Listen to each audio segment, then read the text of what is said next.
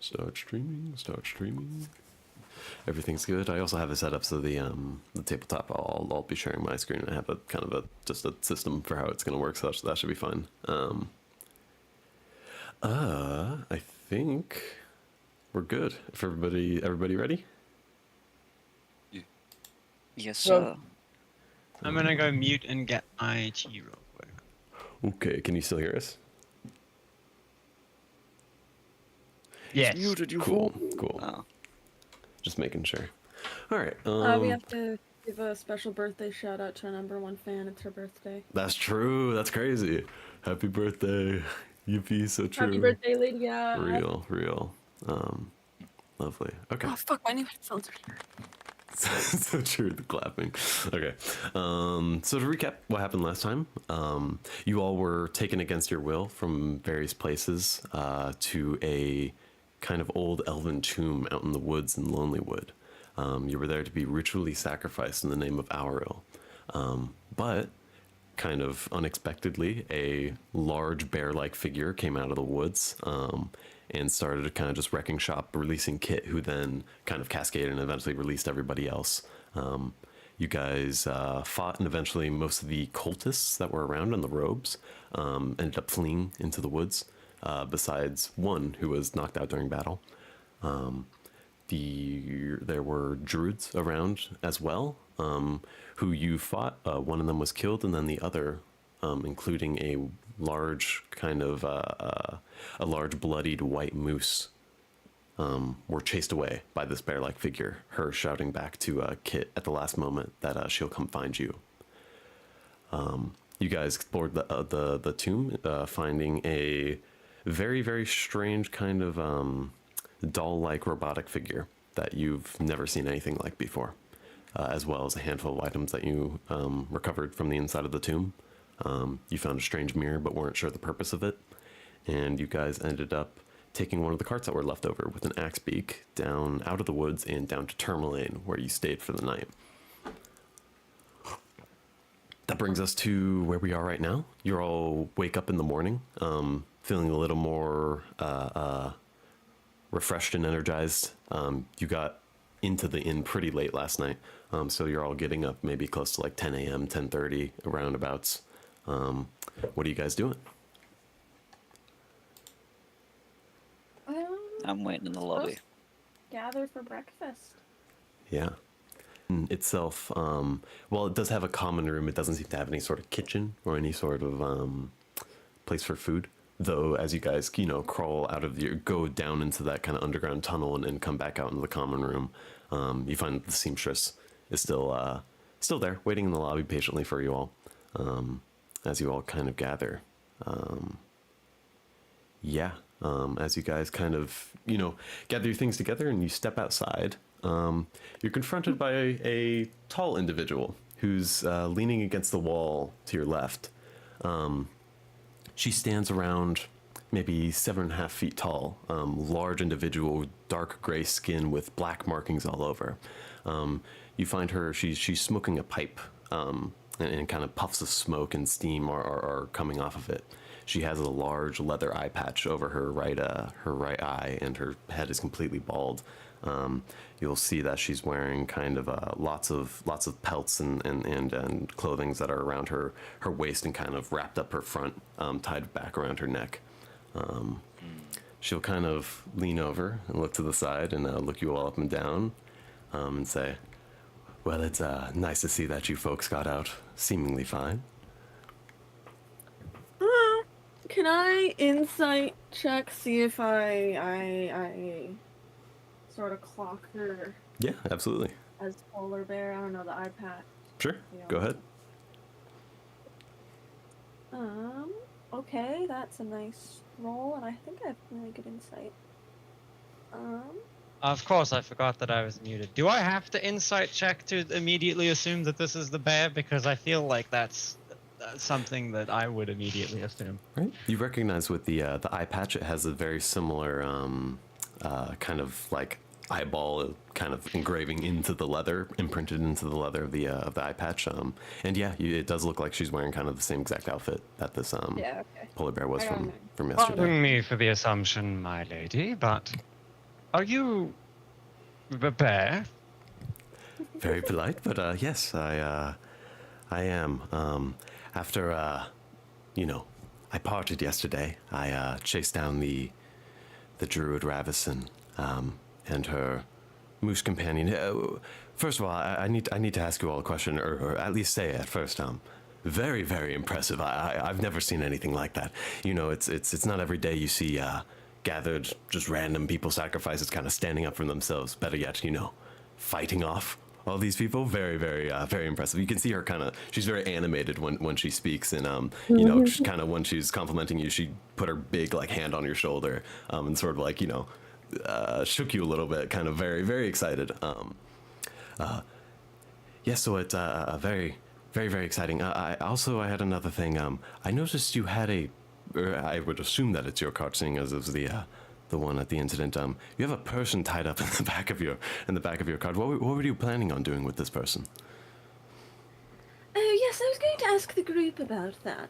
I'm sure we could weasel a little information out of them, but I'm not quite sure what we'd even ask. Right. Sorry, one moment. This man participated in a murder. He should be given over to the relevant authority. Kit rolls his eyes. Or we could start pulling off fingernails. See if he starts squeaking. She'll I'm kind sure of if you... she'll kind of look over at the large bunny man and sort of give a little bit of a scowl as she says, "Well, I don't know if how familiar you are with you folks are with the children of Aril, but they have a good amount of influence in the 10 towns. As with any cult, when in dire times they manipulate people, they use their fears against them. Most of the 10 towns, I don't think are very fond of these individuals, but they have their power, and I don't think handing them over to any of the towns would do much for us." She kind of is looking around a little bit, and you'll see out in the street. It's early in the morning, but it is still dark, and it is snow is falling down. There's some light coming out from the windows of the inn that you just stepped out of. Otherwise, it's pretty dark outside. But there doesn't seem to be many people walking around. She'll sort of Ardain gives his sword a grim look. She'll kind of nod her head towards the kind of, it's not quite an alleyway, it's more just like a space between the central building of the inn and some of the other rooms where you guys ended up parking your cart, and she'll sort of walk around that way, sort of beckoning you all to follow. Should we bring the guy with us? He's in the cart that she's walking towards right now. Oh. Yeah, we're going towards them. Yeah. As she's walking back, she'll continue to kind of explain. I've spent the past, I don't know, maybe a year or so, doing all I can to stop the children of Aril. They are, zealot cultists. They take in people who are now been, disenfranchised by all of the by the cold. A lot of people losing jobs, losing ability to take care of themselves. So they'll take advantage of these people who, I don't know, maybe they caused this issue in the first place. That's what I'm still kind of trying to figure out. She's kind of scratching the back of her neck. But recently, I have followed these druids, these frost druids. I'm sure you saw them yesterday. They have some sort of deal with the children of Aril. They act kind of like their muscle almost. Because of these cultists, they mostly are just normal people. They're big in numbers and use that to kind of manipulate people. But when it comes to combat, they're not particularly skilled. As you'll remember yesterday, just in one fell swoop, she pushed a dude like 20 feet back, which is the same person that actually is in your cart right now. You guys kind of arrive to the side of the cart, and you'll see that the man that you had tied up is still very nicely tied up with that natural 20 yesterday. But he does look awake as he kind of watches you all approach. You'll see this is sort of a heftier individual. He has a very kind of bushy black beard and tan skin. The top of his head, there's kind of bits of curly long hair that are peeking out from the front of the hood of the robe. And he has these kind of like beady brown eyes. And as you approach, any of you can go ahead and make an insight check for me. Yes, please. Yeah, sure. I'll make an insight Very check. well. Check here. 19. Ooh, very nice. 19. That's a nat one. That is a 14. 22. See shit. Got a 19. Lovely, yeah. So for any of you who rolled above a 12, it's easy enough to tell that this he's not looking great from the different wounds that he sustained yesterday, sort of beaten and battered, but he's also pretty scared. It's he's not in a very advantageous position at the moment. As you kind of approach, he stays quiet, and the large kind of gray-skinned woman will kind of pipe up a little bit again and say, "Oh, my apologies. I introduced myself a little bit to you yesterday, kind of pointing at Kit. But my people, they call me the Oya Minartok, or the Winter Walker, but, people can call me Oya if it's a little bit of a mouthful." Arden give her just like a nod. Like, okay, fair enough. Oh, wonderful to meet you, dear. Thank you very much for the save yesterday. Of course. Lady Gorgeous Canterbury, and I'll hold out my hand to shake. She'll take your hand in one hand and kind of clasp it with the other, and give a very energetic shake as she shakes her hand, kind of almost pulling you up and down a little bit.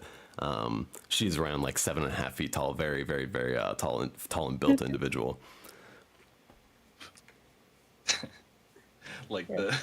Just a full body shake. Yeah, real. So what I've mainly been doing is trying to track down these druids. They call themselves the Circle of White.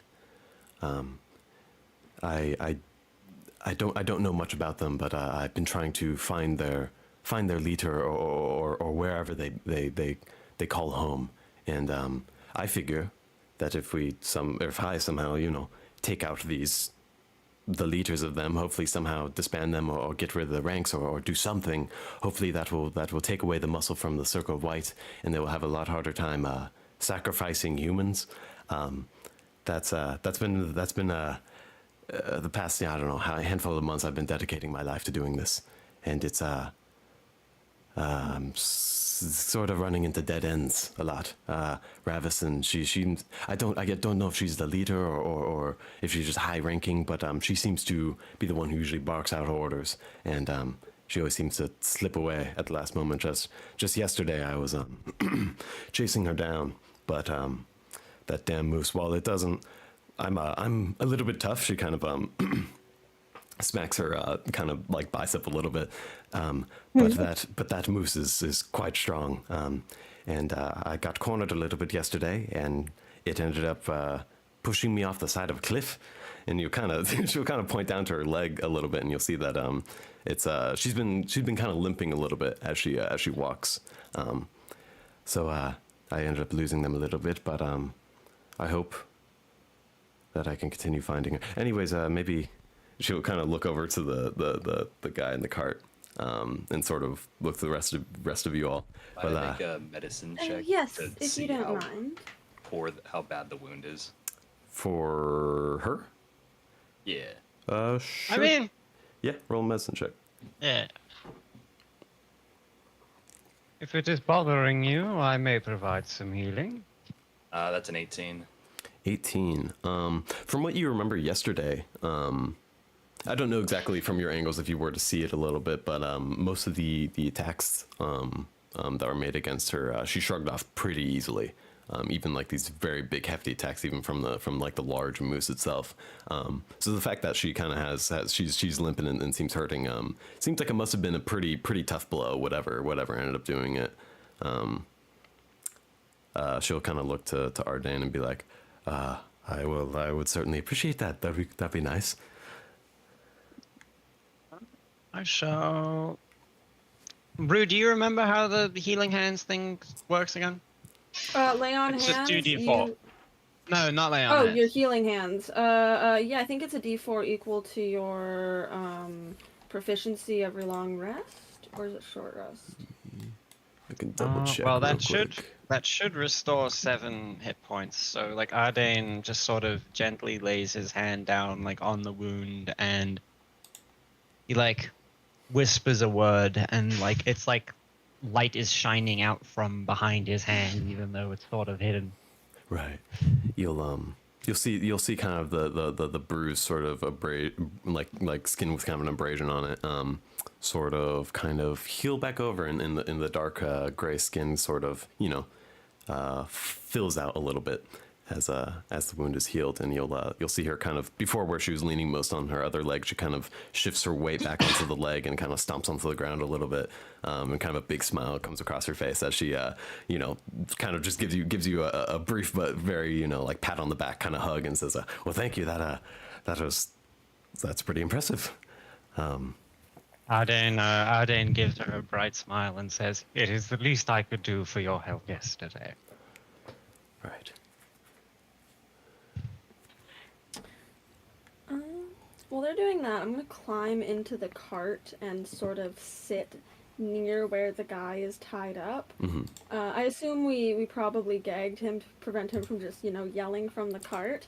Sure. So I'm just gonna smile, very friendly, very nice. I'm gonna take the gag out of his mouth and I'm going to go, "Good morning, dear. Are you hurt? You look a little worse for wear." He's kind of just looking up at you with a glare without and he doesn't seem to speak. Oh, there's no need for that attitude. I've got a lot of sympathy for you, Roped into that awful cult business. You're just as captive as the rest of us, weren't you? Go ahead and make a persuasion check for me.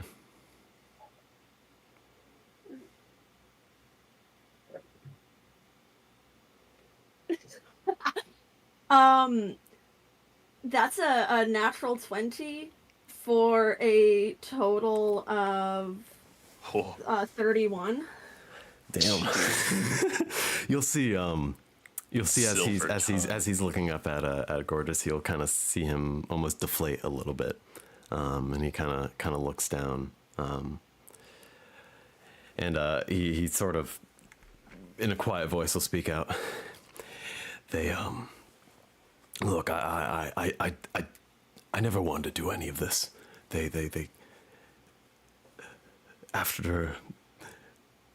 I used to be a fisherman in Targos, right? I never wanted to do any of this. I just when the lake freezed over, there's no one else I could turn to. I was hungry, but they came to me. They offered a place to stay. They offered work, just like you said. There was nothing I could do. Once they started taking people, there was he'll kind of knock his head will kind of fall back and hit kind of the back of the car as he sort of is just kind of looking up at the sky dejected a little bit. I'd like to Is he insight check still that. wounded? Is he still injured? He's pretty injured, yes. Also, seamstress, you can make a insight check for me. Okay, that's a 17. 17. Yeah, from what you could tell, he seems kind of honest with his words. A moment ago, you kind of saw he was being pretty defensive, trying to keep quiet, sort of fearful of these strangers who have him tied up. But he seemed disarmed by Gorgeous's words, and does seem to be truthful. Gotcha. I'm gonna start untying him. I'm gonna take one of his hands, take his glove off, just briefly hold his hand between mine, and he is going to feel the warmth of sunlight for the first time in several years as I cast Cure Wounds on him. Very nice. Yeah, you kind of see this glowing yellowy light, similar to the kind of sunlight appear around his hands. That's been clasped. 9 healing points. Okay. Even with his glove off, there's warmth. Then I'll put his glove back on, untie him further, and go. You're quite lucky then. I just want to say real quick, as you're holding his hand, it's of course incredibly cold outside.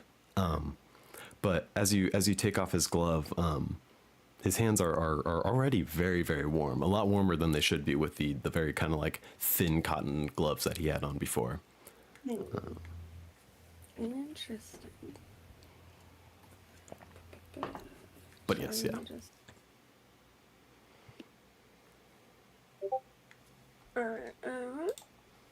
Alright, I'm gonna Did he mention where they were taking people, or did he just mention that they were taking people already? He only mentioned that they were taking people. Oh, well then, surely you can help us out. We're looking for a way to stop all of this, more of a source of all of it. No one else will be taken if we can do that. You'll be safer. Well, if you're looking to stop people from being taken, we work with the Circle of White, and those freaky druids. They stay in that tomb, that place that you were taken yesterday. You kind of you can see him sort of shifting around a little bit. You can definitely tell that he's feeling a lot like better. He's kind of like moving around his body as if he's like feeling kind of his wounds that have healed up a bit. I don't know how they do it, but they're the ones who tell us where the people are that we're supposed to capture. I know that they have something in that tomb that can help them find people, but I don't know what it is. The mirror. I have no idea. I've never been inside. So they're likely to return them. I mean, maybe. I don't know. After your display yesterday, I mean, I certainly would never go back there. But I don't know. Interesting. Alright. Well, where are you from then? I'm from Targos. It's the large fishing town just out of south of here. He kind of looks around. He was unconscious during most of the ride here, so he's not exactly sure where he is. And he's kind of looking around between the buildings, but doesn't seem to know where he is. Yeah.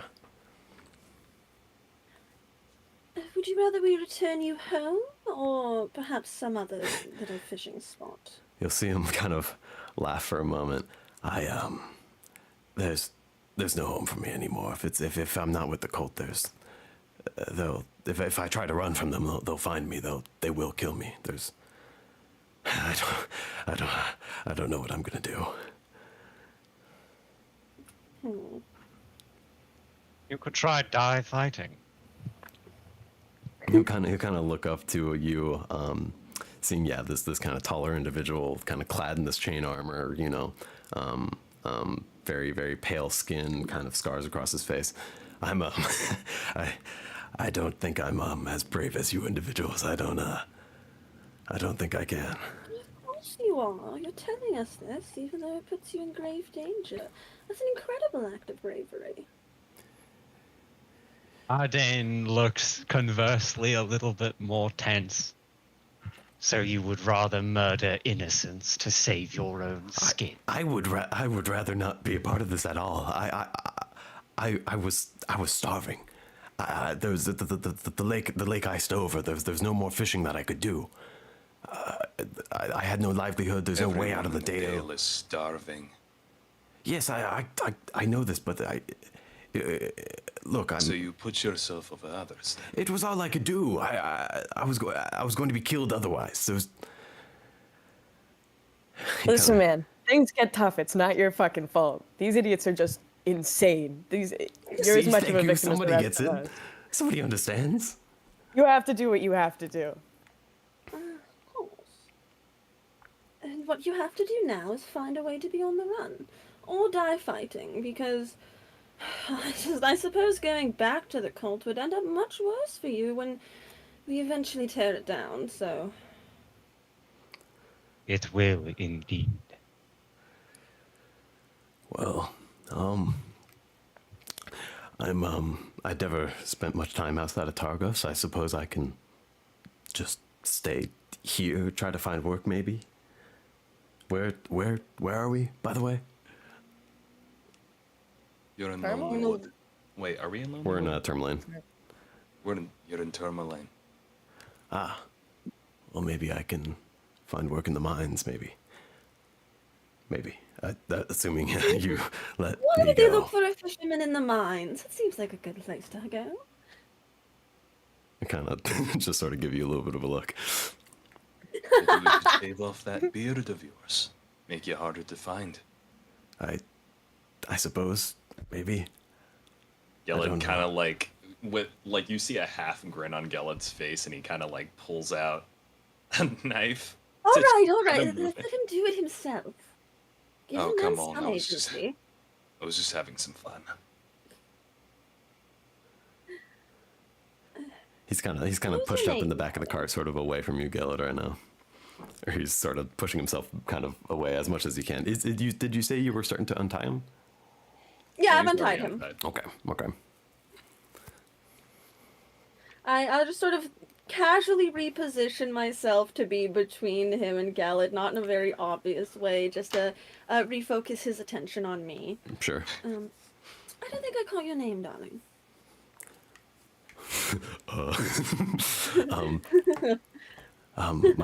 My name is Galwin. Of course, thank you. We'll be checking up on you. You kind of look around between the party, and just kind of slowly get up. Does that mean I can go? I'll look between the others, see if there's any objections. Arden is still looking at him with like a vaguely disdainful eye. Carry on. Go ahead and make a perception check for me, Ardain. Okay. Can I try that? I'm good at perception. Plus, what's Well, I my guess perception? Ardain was already doing it. What the fuck is my perception? That is a 17. 17. Nice. You see around his neck. I suppose in the heat of the battle yesterday, you wouldn't have necessarily noticed, but he seems to have a kind of necklace wrapped around his neck that's sort of tucked in the robes in front of you. That stands out a little bit, seeing as kind of the only other individual you saw with a sort of necklace or medallion was seemingly that kind of leader figure from yesterday who was doing the sacrifices while everybody else didn't have anything like that. So only the leader had it? Yeah, from what you saw yesterday, only the leader had any sort of like amulet or chain around their neck. Oh. Arden sort of like points towards them. What is that medallion you're wearing? He kind of looks down surprised, like, oh, he'll sort of reach his hand around his neck and pull it out, and you'll see on the end of a very kind of thin amulet, almost just like a necklace. There's a small kind of almost coin-sized medallion on the end of it that you see. There's kind of a symbol emblazoned on it. There's two eyes surrounded by 7 stars. Before I was wrapped up in all the cult business, I prayed to the Lady of Silver. I keep it on me. I try to keep it hidden, but I suppose not well enough. A lady of silver? Is that like Can I a do religion Saluna? check? Make a I'll do a religion check for you. religion check as well. Make a religion check. See if you recognize that I'm a terminology. cleric, guys. I know religion. Oh, nice. 17. Yeah, What did everyone else roll? 16. 17. Dirty 20. Lovely. Yeah. Each of you recognize the term Lady Silver, common enough as a name for Salune, the goddess of the moon. She's a Is there fairly a temple common. of Saluna here? Sorry, what? Is there a temple of Saluna here? No, unfortunately not. I would advise you to begin praying to her again over the Frostmaiden. You kind of see sort of there's a lot of shame and guilt on this man's face. he'll kind of look up at you, and as he's looking at this medallion, he'll say, I've lost her favor. There's no going back to it for me. And he'll kind of pluck the amulet off his neck and sort of just drop it onto the cart below. There's always the sun. Yeah, I wish. And you'll kind of see him sort of hop off the side of the cart, and as he kind of looks to the rest of you, sort of slowly kind of backing off, sort of kind of eyeing you guys as he's sort of just trying to kind of walk off. Can I Good pick luck. up the Make amulet good of Selena? decisions. Yeah, I was gonna ask if I could scoop, like, bend up and scoop the amulet up. I suppose since John mentioned it first, you can feel free to pick it up, Gellert, if you'd like. I just want to take a look at it a little bit closer. Sure. Yeah. As you pick it up, you see closer. It's not very finely made. It looks kind of old and worn a little bit. But it's just a very simple, small sheet of silver that's kind of been like printed on almost, or like pressed into with that kind of symbol of the two eyes and then the like 7 little stars surrounding I it. see. What did you say? Sorry. Oh, so it's embossed, like Yeah. embossed. into the That's the right word metal. for it. Gellert kind of turns over to Ardane. He's like, "You might know a little bit more about this than I do." Arden takes the amulet and gives it a look over. Yeah. It seems pretty simply made. The chain is very thin. There visually nothing seems to stick out to you besides that. And I history check if I can remember a prayer to Seluna. Sure. Yeah. Go ahead and make a either history or religion check. I'll make a religion check. That's a nat 20, baby. Lovely. This man goes to church. While I don't have a specific one that I can recite to you or tell you, you do, from the town that you're in, every once in a while you get travelers passing through. And at one point in the past, there was a cleric of Selune who passed through that you had a lovely conversation with, and you do remember kind of some words in teachings of Selune from that individual. You know that she's to ours as Our Lady of Silver, and you know she is kind of a goddess of the moon, very commonly worshipped in Faerun. She is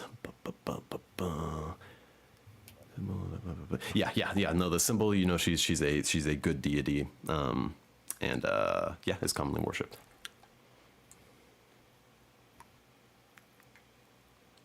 Trying to just see if there are literally any Seluna prayers that fucking exist. And that's what I was looking for too. What the fuck?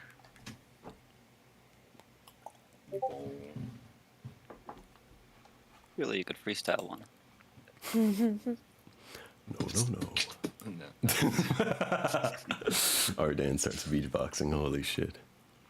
There's one in Baldur's Gate. Yeah, I found one. Wait. What? I just fucking saw one pop up and then it disappeared. Where the fuck did it go? I mean, this isn't necessarily a prayer, but Arden sort of holds it up to the sky for a second and then brings it close to his mouth, nearly touching his lips, and he just whispers, "Let your moon be my light, and I shall let my sword be your shining symbol." Make a religion, or make a... Would that be a religion thing? Yeah, make a religion check for me, real quick. Ardan. Oh, God damn, I'm rolling like a god today. 18. 18. Just barely. You feel kind of a, while reciting these words, just for a moment, through the clouds, a bit of moonlight peeks through as you feel a connection sort of form with this amulet. as you become attuned to it. Without spending the usual time attuning with it with this kind of connection, you feel sort of a kind presence behind the back of your head, and you are now attuned to this item. I don't have a stat block written out for it. This item once a day, it's a uncommon item. Once a day, you can cast Moonbeam with this amulet. Damn, Moonbeam? That's a fucking... Okay. This might be... Rue, would that be a good item for you? Yeah, that would be very useful. Mm-hmm. Well, is it Hardane like... sort of... Is it based on a looks specific at- casting? It is, I would say, a wisdom-based cast. So either... So yeah, like, then it would be great for me. I have be great fucking for you. 18 wisdom. Hardane, with a small smile, holds it out to Canterbury and says, "There appears to be some sort of light magic in it. Better suited to you, I think." Very nice. Thank you very much. I'll take it. I unclasp it for her. Aw. Yeah, she lets you put it. She lets you put it on her. Oh yeah, okay. Oh yeah. Dude, Ardane puts the necklace on her neck for her. Very lovely. Thank you. You are most It's welcome, quite funny. my lady. In fact, I've got a necklace for you as well. And I pull out that one that gives the extra fucking channel divinity. Yeah, you'll Gellin see her. looks down at Kit seeing this. You see her pull out a necklace with a It doesn't have a chain, but it does have kind of a string that goes around. That's kind of like a dark brown string, and at the base of it is attached what seems to be kind of like this pendant that's maybe twice the size of a quarter, but it's just the outline of a circle made out of this kind of like bleached white bone that is unlike any sort of like bone you've ever seen. It's definitely bone. It's definitely a full circle. There's no break in it, but yeah, that's what she Not pulls. quite as lovely as the one you've given me, but it should aid you in further foe-seeking magics. My thanks for your favor, my lady. And then he gives her like a sort of low bow before putting it on.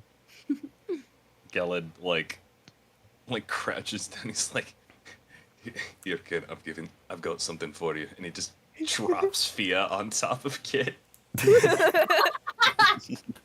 Oh my god, oh my god, oh my god. Okay. A much finer gift. Oh my! What an incredible blessing. You'll see Oya Minartok. She'll kind of this whole time she's sort of been staying behind the party, kind of letting you guys take lead in this interrogation, and she'll kind of walk forward a little bit, asking for your attention, I wanted to propose an idea to you all. You seem fairly capable. You were victims of these very same kidnappings and sacrifices that I aim to end. I want to propose that you all help me in my journey. Help me root out the leaders or leader or whatever the top of the circle of white, and disband them. Get rid of the muscle of the children of Auril, and stop these human sacrifices from ever happening again. I hope that you would do it out of the kindness of your heart, but if you're more monetarily motivated, I'm sure we can work something out like that too. What do you say? Hardane, no hesitation, pulls out his sword, like puts it in the ground, and like does a little kneel in front of her. Huh. I am sworn to destroy the enemy. Hold on, wait. Mine oath is vengeance. I am sworn to slay evil. Enthusiastic? I like it. Well, I'm not sworn towards anything, but some group thinks they can go around kidnapping people off of the roads, especially people like me. Well, I've got some heads to bust. She'll kind of give just a big grin as she looks over and kind of nods. Yeah, still underneath the Via, like petting the not dog. Real. Kale will be like, yeah, Big I'm dog. happy to help. I would really rather not go back to East Haven.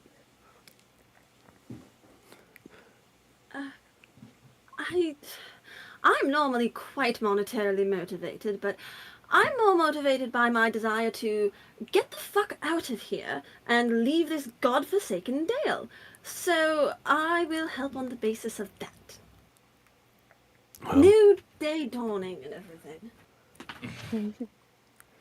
yes, I would certainly love to eventually stop all this mess, but baby steps, I suppose. Cool. She'll I'll look at the robot. she'll look over to the robot, which she's sort of been avoiding eye contact this entire time. She doesn't know what you are, didn't see you yesterday. Sorry? I'm giving her the most unsettling stare I can. And what Excellent. what about you? You're with these people, right? She nods very slowly. Lovely. Well, she kind of clap her hands together. First order of business is magics that could help us find her. Yeah, it's called experience. Not currently. Well, Potentially someday. Could I Well, make no. like a check to remember which direction she went in? See if I can recall. you do recall when they ran off in the woods, they headed north. But from the story that Oya relayed to you, she was chasing them through the woods for a while, but eventually was lost track of them after the moose kind of shoved her off a cliff somewhere deep in the woods. So Well, like, after you that have- point, you can tell that you're not entirely sure where they ended up going after that. Okay. I was trying to place because I have like the wanderer trait, which would Mm-hmm. mean like even if they did wander off in a specific direction, I'd be able to triangulate like an You're area able where they to might. you're able to recognize where you are, and get kind of a good foot grasp of where you are. But in addition to, it was a story that was told to you by another person, as well as she doesn't even know what direction they ended up from there. Just from the story and information you know now, you wouldn't really be able to tell. Maybe our first step might be going back to that mirror. We know they're going to go Sounds back. good. Right? I agree. It's probably a good idea to. I guess that's the only thing we have to go on. At the very least, we can go back there and try to find if they have any more information on the leaders or their whereabouts, anything like that. Could I run by the shop? Like, might want to. I also just want to get a guard so that I can tell them about the bodies and explain so that they can get like a relevant, Sure. they can at least get put in a morgue or something, or like their families Yeah. can get informed. Okay, yeah. So as you can kind of step back out onto the street. You guys had been kind of tucked away behind the building, and that's the only reason. Just in addition to the general darkness of the dale, why the tied up man and bodies weren't necessarily noticed as well. And you do see a few people walking around, but kind of a little ways down, you do see two people holding torches, and they seem to be kind of in a similar uniform, kind of big bulky helmets that have a point on the top, and sort of these big fur coats that they have around them. And you've been in the Dale long enough to recognize that these are kind of the general town guard garbs. Yeah, you can approach, and they'll kind of see you walking towards them, and sort of stand at attention as they see you approach. Yeah, like he comes walking towards them with like his arm raised up, and he's like, "Hail, guardsmen!" Yeah, they kind of both look at you. Yes. How the fuck do I explain that we have two bodies in our cars? Maybe explain that you were attacked on the road last night, and like afterwards, like we managed to. Well, we we dispatched them, but we realized that they may have been part of something bigger. So these might be civilians that need to be put in the morgue. I have no idea how to like explain this, so I'm just going to out of RP say that I explained what happened. Sure. Make a general persuasion check for me.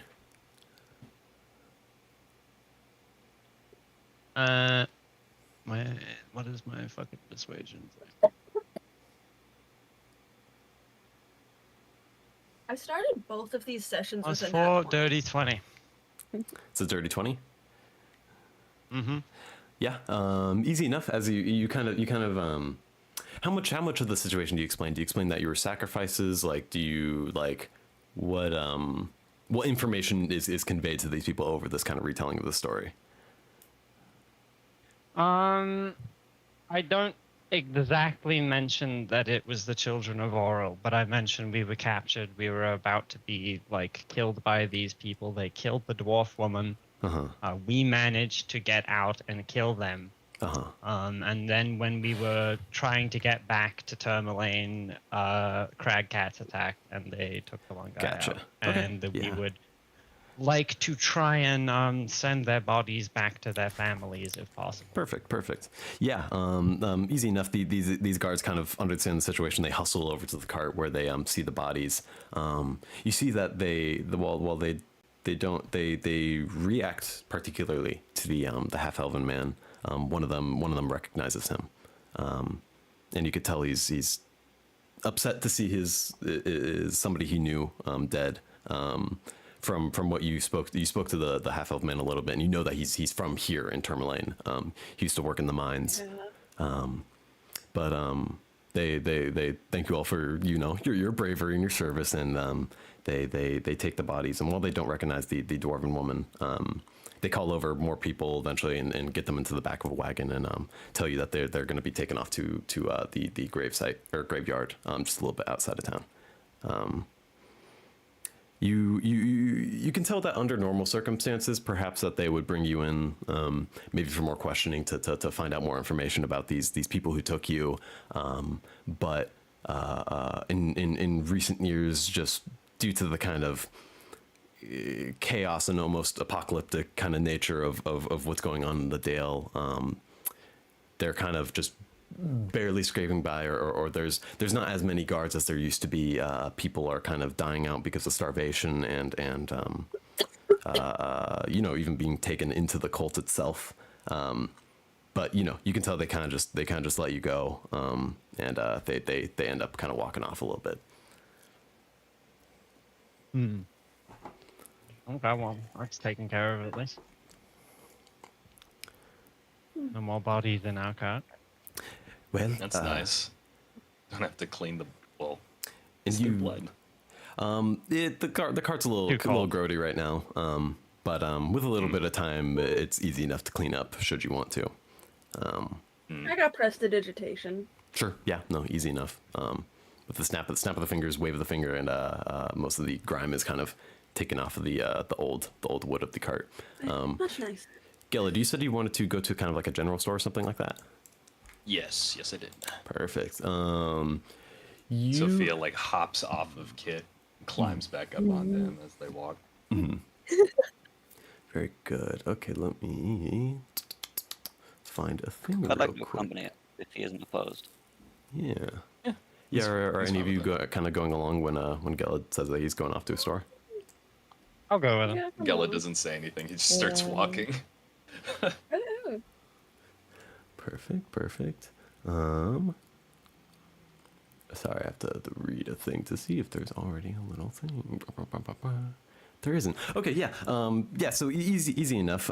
You do find a store. It's kind of one of these sort of buildings that has these intricate kind of carvings and interesting roof shapes, reminiscent of Kalimshan. As you walk in, you kind of see that there's there's kind of a small counter in the front, and there's kind of this big kind of burly kind of dwarven person. He has like bright red hair, though the hair on top of his head is thinning and a little bit balding, and he has a big kind of bushy braided beard with these big brass kind of clamps at the end of them. And he sort of looks up at you as you walk in, and he sort of very, very calmly sort of beckons you forward a little bit and says, well, what can I do for you? Gelid in Dwarven responds, do you have anything that can set something on fire? He sees eyebrows raised a little bit at the Dwarven. And he'll sort of respond in Dwarven, well, nothing particularly like that. I have torches and lanterns maybe, but what exactly are you planning on setting on fire? Gelid just kind of, in his head, he's just thinks for a moment. He's like, my quarry are, well, quite well furred. Be useful to kind of burn them out of places. Are you planning on taking out the monsters that have kind of come out of the ground? Just damn dirty things. Well, I mean, the best I have are these kind of, he kind of sort of steps off of his stool that he's been sitting in and kind of rummages through the back here, kind of clanking of bottles and stuff, and he pulls out kind of these two sort of small sort of flasks. These are for lantern oil. I suppose you could use them to set some beasties on fire. I'll take it. How much? That's a very good question. Let me double check. That'll run you. Lamp oil, rope, bombs. You want? It's yours, my friend. As long as you have enough rupees. As long as you have enough rupees. Can you tell me the price of them? Can you tell me the price of them? I'm wondering. Well, that would be an improvised weapon. I'm trying to get some silly shit going. He'll kind of look you up and down as he's saying, "That'll run you around, 4 silver for the 2 of these." Yeah. Okay. Do I see any bear traps back there as well? You do not. You do not see any. You do not see too much. There is kind of a swinging door that's between you and kind of his storeroom in the back. Do you have any bear traps as well? Sorry, we're not too much of a hunter supply store. Kind of just got the general traveling gear. Wait, who said? What did you say? Oh, no. sorry. Do you know if there's one around? Oh yeah, that's good. Not really here in Tourmaline. There's there. I mean, I'm sure you got something up in Lonelywood, maybe for that sort of thing. Sorry if this is a bit of an odd question, but do you have a large chain? Do I have a large chain? He will kind of step up again off the stool and go back into the back. You hear some rummaging around. Extra rope may be handy as well. You go into the back.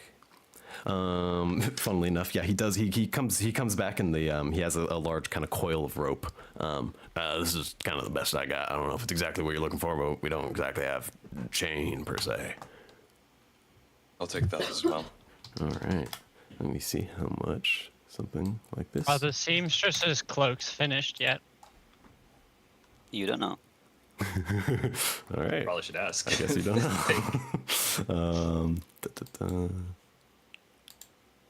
know. He'll kind of heft this big coil of rope. It's about 25 feet of rope. That'll run you an extra another 5 silver for that. Brings you to 9 silver for all of it. 9 silver. Yelly kind of reaches into his coat.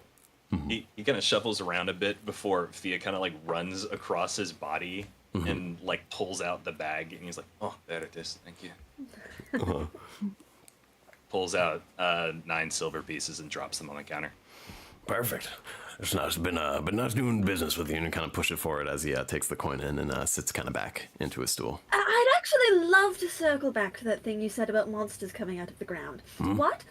What? That's a relevant question. Actually. I mean, I don't know if I've spent a little bit of time in the tavern now. I've been hearing stories from different hunters, from whether it be, animals that can speak and are tormenting people out in the wild, or just strange beasts that I mean, they say they're coming out of the ground now that it's dark up here. But I don't know. Never seen anything myself, but I trust my friends that they wouldn't lie to me about these kind of things.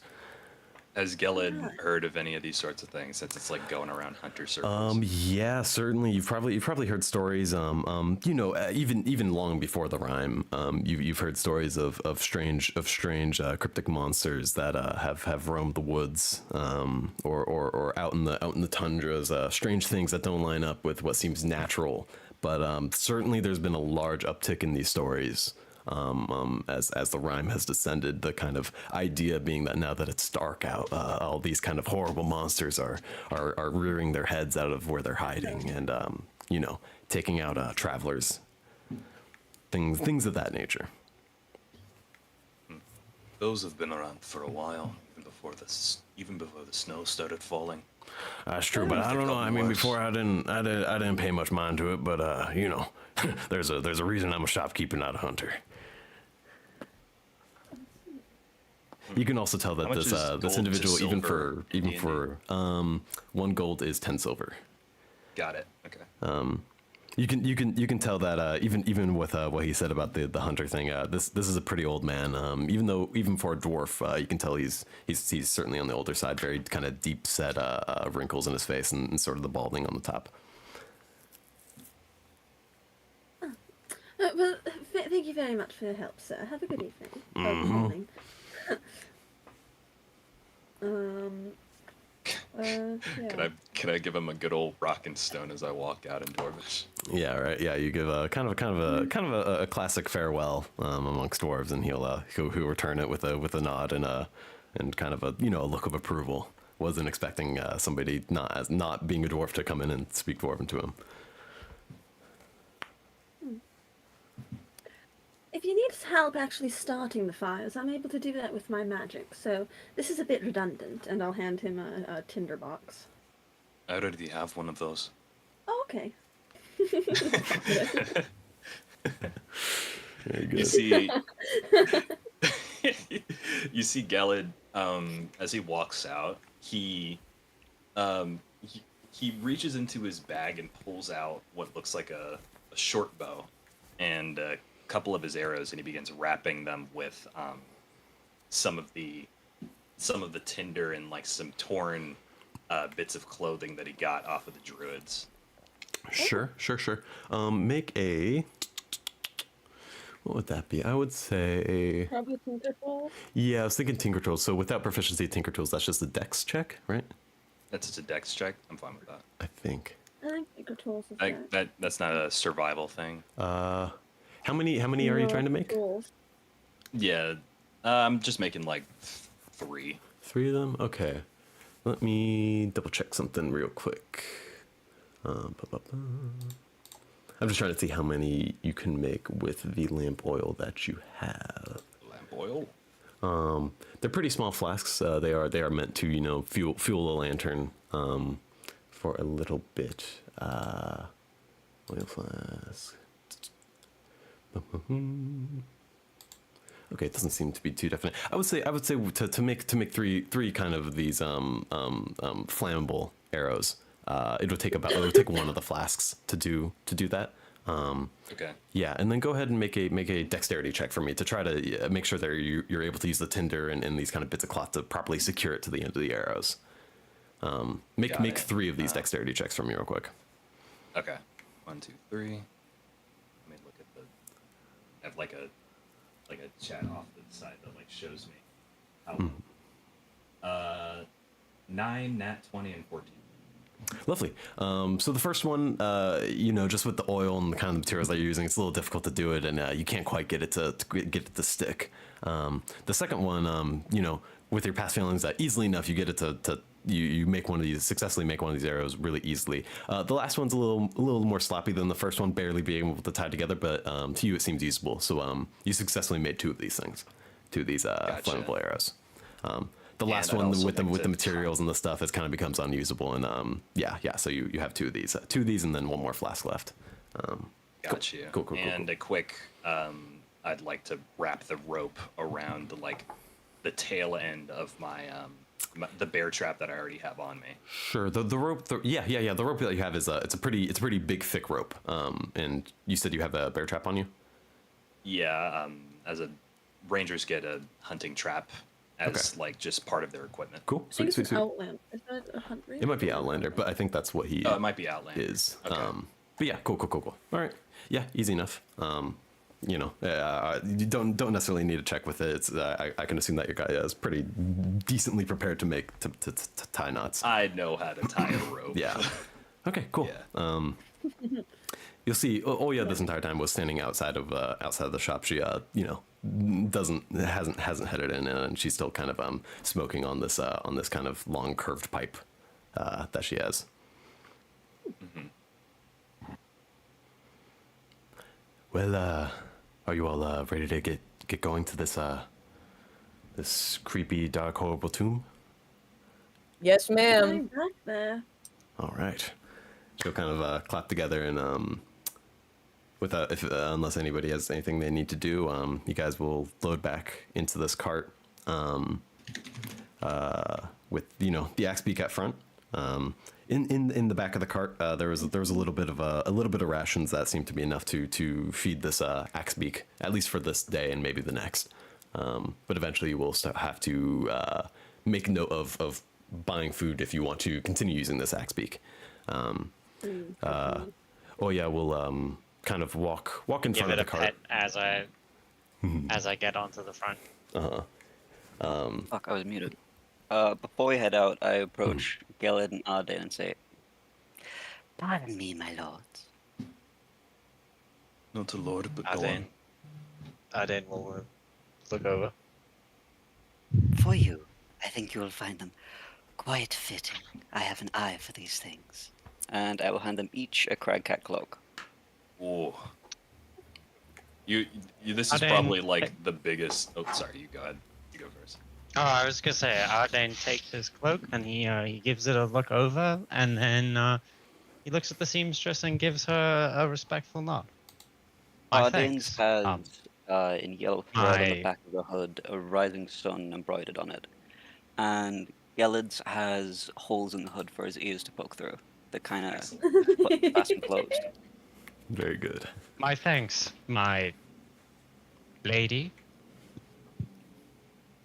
Gelid, this is probably like the closest to a smile you've seen on Gelid's face, and he's just like, "This is good." Just pulls it on. This is good. Yeah, Arden drapes it over his mail like a cloak. Well, see I mean, it is a Gelid's cloak, ear. but you know what I mean. His ears kind of like he pulls it over, and then you just see just like the ears. Yeah. peek through. I knew it. To Yeah, slay these and are- to butcher, both skilled feats. He perches the crag cat's head like over his right shoulder. Oh yeah, baby. Oh yeah, Oh yeah. Oh yeah. Oh yeah. yeah. Okay, John. Sorry, what?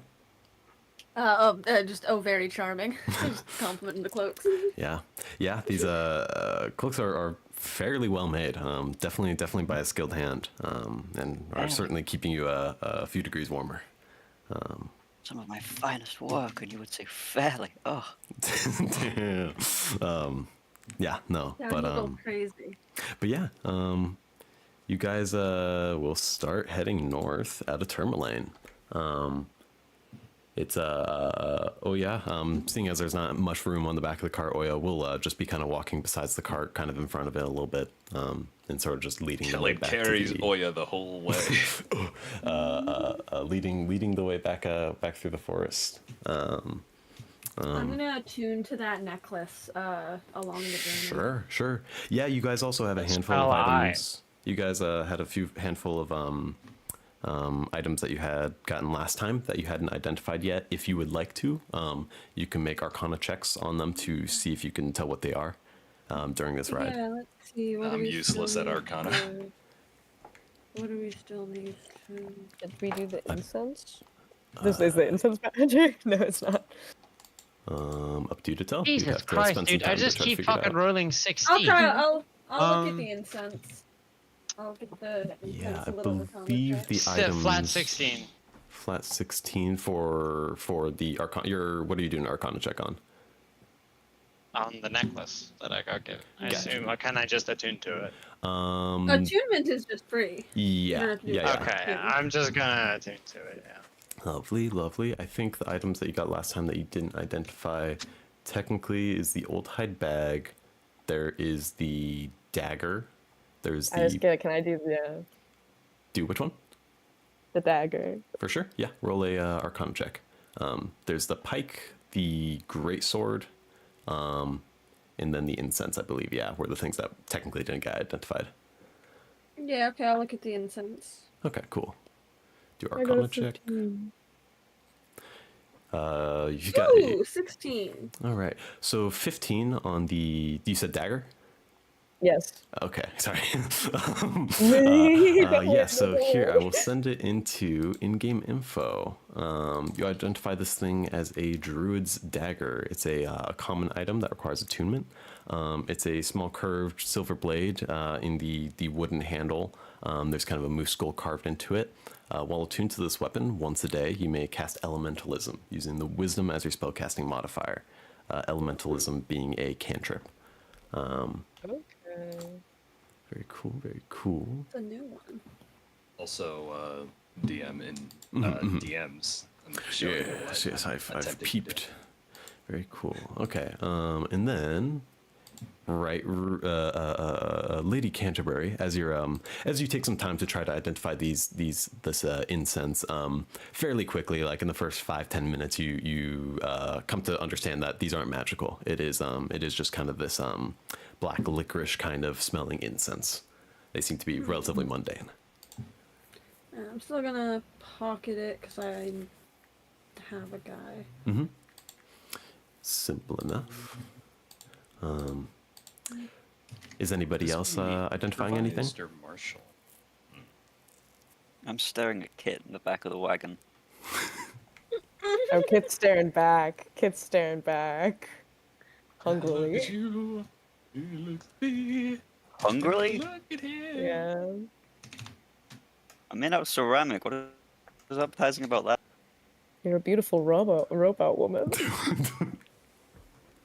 Okay, bro, whatever you say. He likes your hat and your gold He's observing you, not hungrily, in the way he does.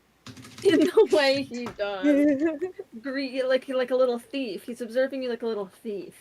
Whoa, he's not gonna steal any of your porcelain plates that make up your body. He is not thinking about that. Insight check. Yeah, go ahead. What is that against? It would be 13. against either your I don't know, your persuasion or deception, your choice. If you want to contest that. What did you get, Luke? I got a 13.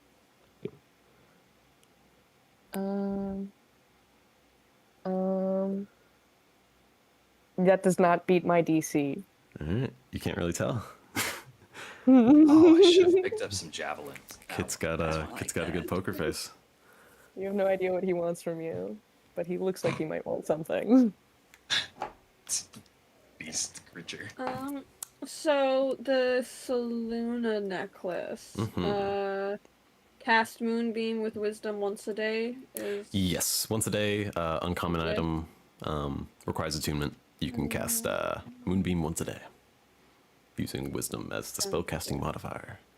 I can write out a little thing, but I just for George to do that.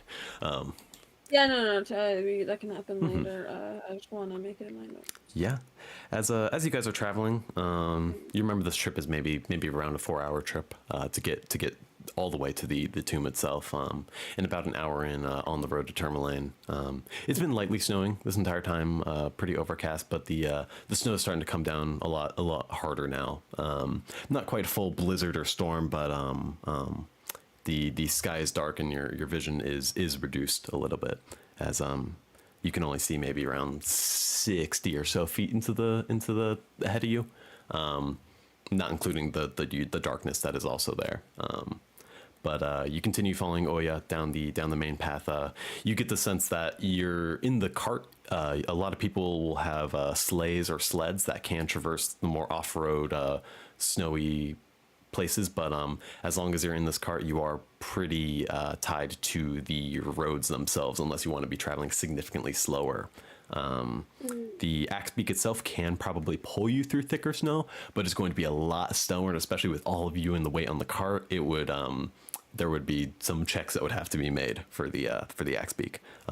But nevertheless, you're continuing down this road. The sky's getting hazier, and unless there's anything else you guys want to do in the moment. I have a question about the cart. Sure.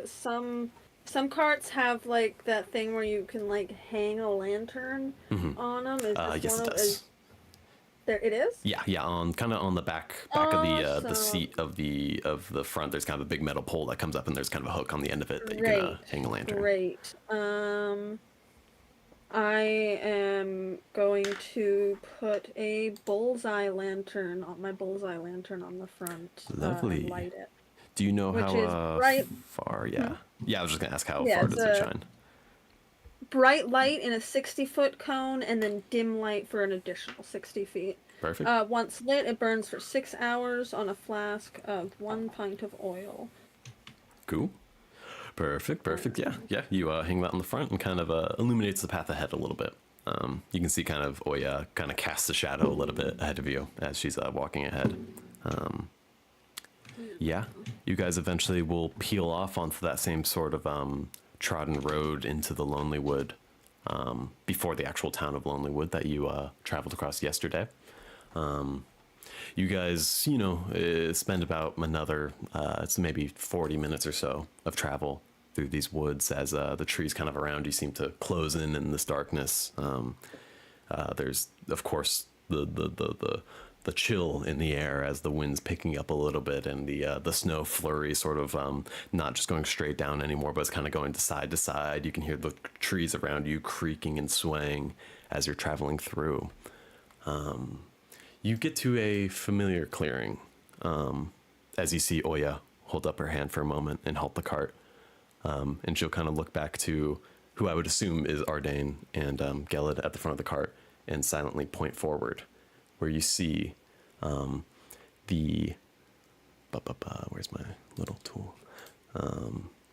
You see the bodies of the crag cats that yesterday you had slain that were left out in the snow. If everybody can point their attention to the tabletop for a moment. You Dude, find I'm literally in the middle of drawing my epic fucking flaming, epic fucking red greatsword, dude. you Do you not see this shit? This work of art? the light of the lantern casts a little bit of light through the snow on these two tall, slender figures. They have canine-like legs that stick down and large, kind of opaque, bulbous eyes on their front. There's blood like flowing from their teeth and nails as they're slowly and like creakily feasting on the bodies of these animals in front of you. The yesterday when you took off the pelts of these animals, it was very neat, very precise and intentional incisions into these animals, but now their bodies and guts and viscera are just strewn across the snow. There's blood seeping into the snow as well, and these figures that freeze up completely still as they seem to notice you. I'm gonna need everybody to Can I try and I'm gonna need everybody to roll can I initiative. try and like identify them? Oh, okay. Sure. Ah, that's dog shit. I'm also going to need Lady Canterbury. I need you to make a wisdom saving throw for me. Nice. Okay. What is my fucking? That's a good initiative. Yeah. So for initiative, I want to do a little bit of a different system. We don't have the initiative channel anymore, but what I'm going to do is do kind of a roll call for everybody's initiative. I'm going to say, did anybody roll 20 to 25? No. Do we have anybody from 20 to? Sorry. Yes, 20. I was rolling my wisdom save. I have it's a 23 initiative. 23. Perfect. All right. Anybody 15 to 20? I got an 18. 18. I'm gonna DM you my wisdom save. Gotcha. Thank you. And anybody 10 to 15? Me, What'd you get? 14. 14. Perfect. 14. Anybody 5 to 10? 6. 6. Perfect. And then Gelid, what'd you get? Gelid? John. Oh, I was muted. I got a 16. Sorry. 16. I said that Gotcha. earlier. Gotcha. No worries. Perfect. Perfect. And then let me get the rest of these guys down. And then.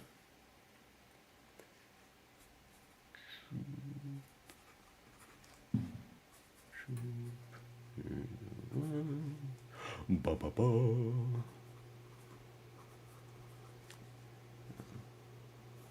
Okay, perfect. And then let me double check a couple things. All right.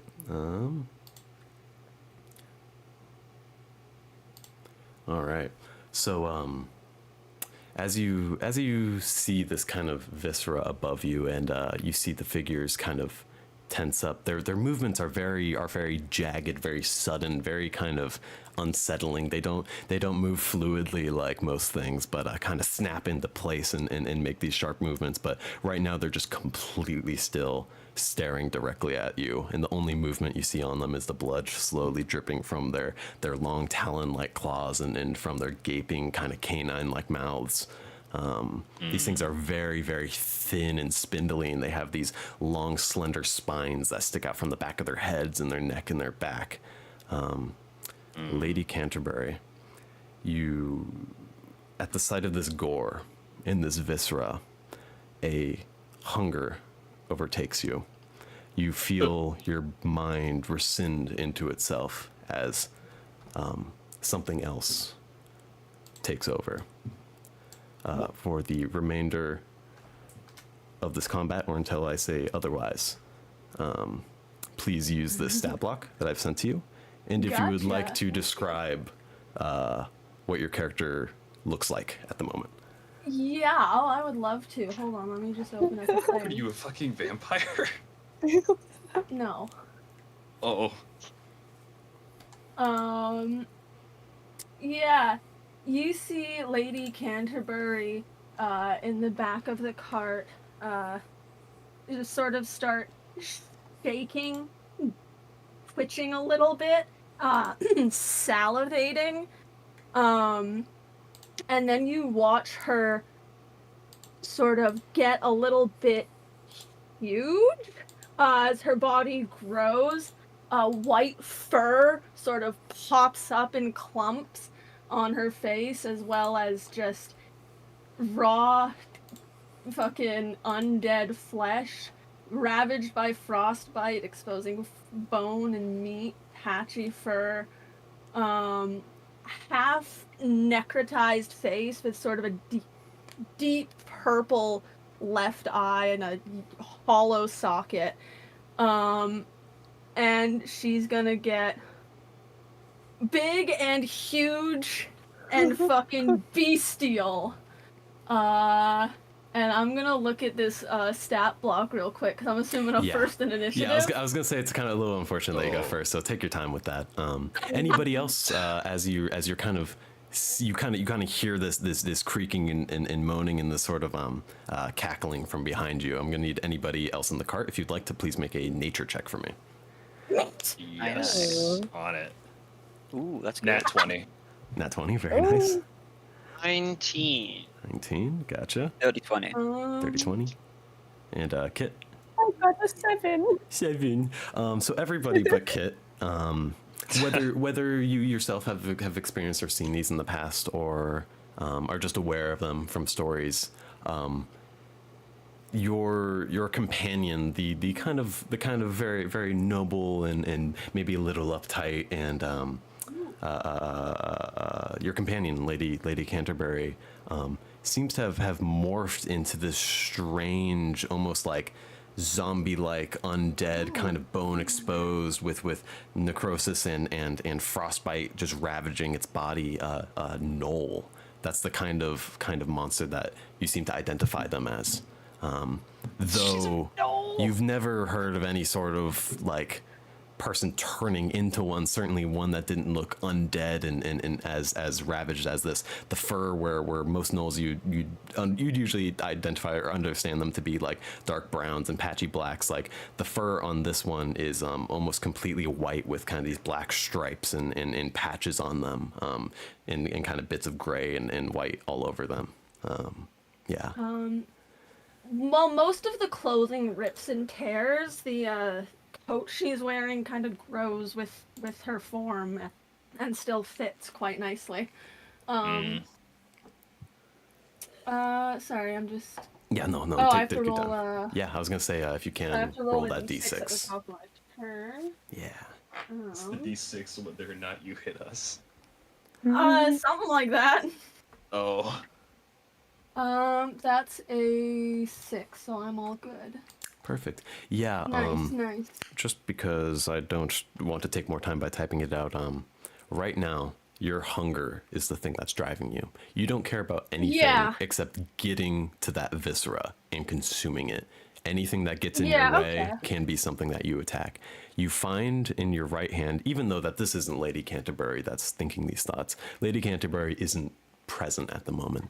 You find that there's something heavy in your right hand. There's a flail with this torn kind of wrapped handle of it, and these two long chains that fall down to these spiked spheres. The material of it is crystalline, dark and black. It almost looks like standing on top of a frozen lake at nighttime, peering down. There's very, very vague cracks and these deep blue lines as you stare deep into it. But you find that that's in your hand, and you see the meat in front of you, and you want to go consume it. Absolutely, I do. Tabletop Sim chose that exact moment to start having an aneurysm. Lovely. Are you able to So still I'm see it? restarting my Tabletop tabletop sim sim. save. Sorry, No I worries. can't see No worries at all. what's happening.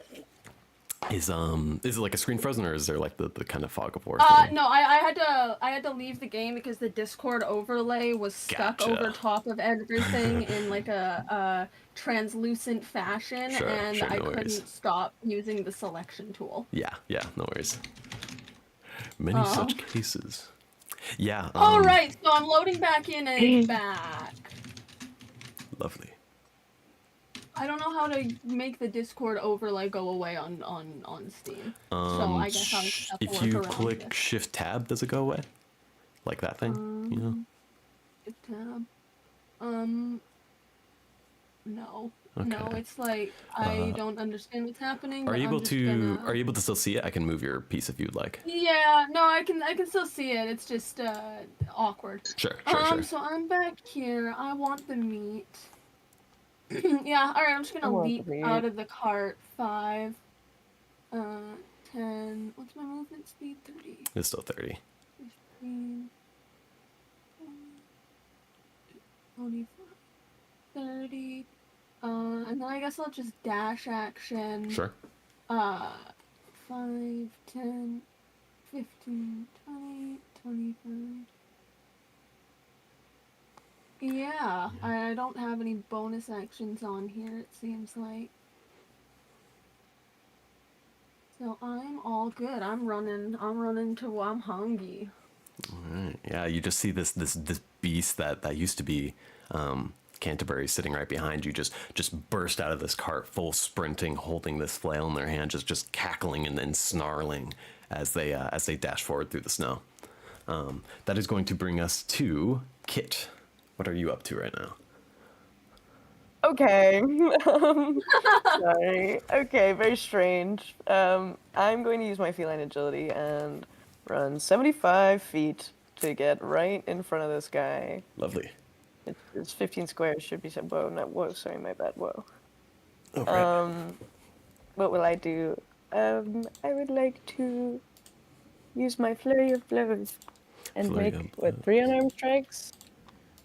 Yeah, I believe so. Yeah, I'm gonna. Yeah, yes. All right. Roll to hit. Okay, that was kind of dog water dookie, but I get 2 more. Okay, there's a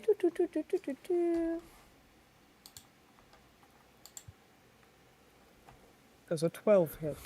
12 unfortunately does not hit. There's a 14 hit. 14 just misses. There's a 23 hit.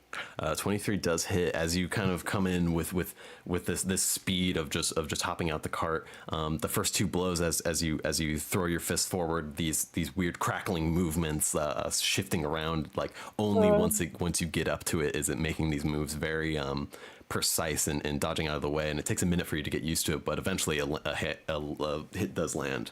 How much damage does it do? It does 11 damage. I like to imagine he just like progressively gets angrier after the first 2 punch attempts and just slaps it Nice. as hard as he can. Yeah, no, just a and firm, yeah.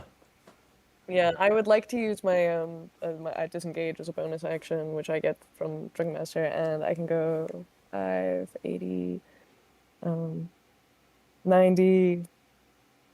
I think I can get here. I'm gonna turn around to Lady Canterbury and just kind of be like, "Are you all right, milady? I didn't realize you could get so large." There's just this big, snarling, horrifying creature, kind of with the position you're at, is just barreling kind of almost straight towards you right now.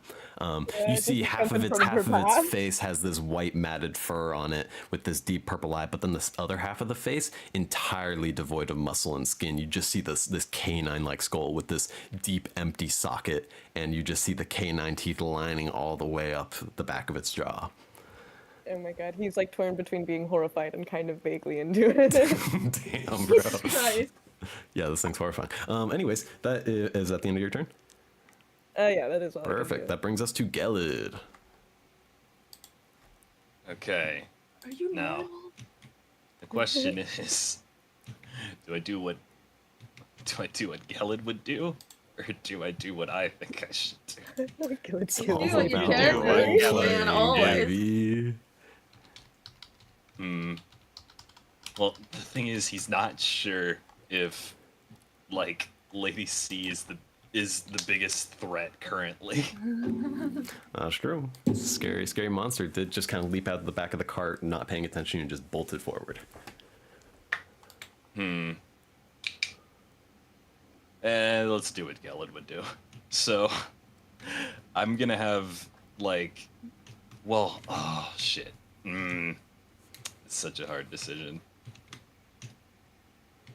Because, I'm gonna have Gelid, like, almost instinctively.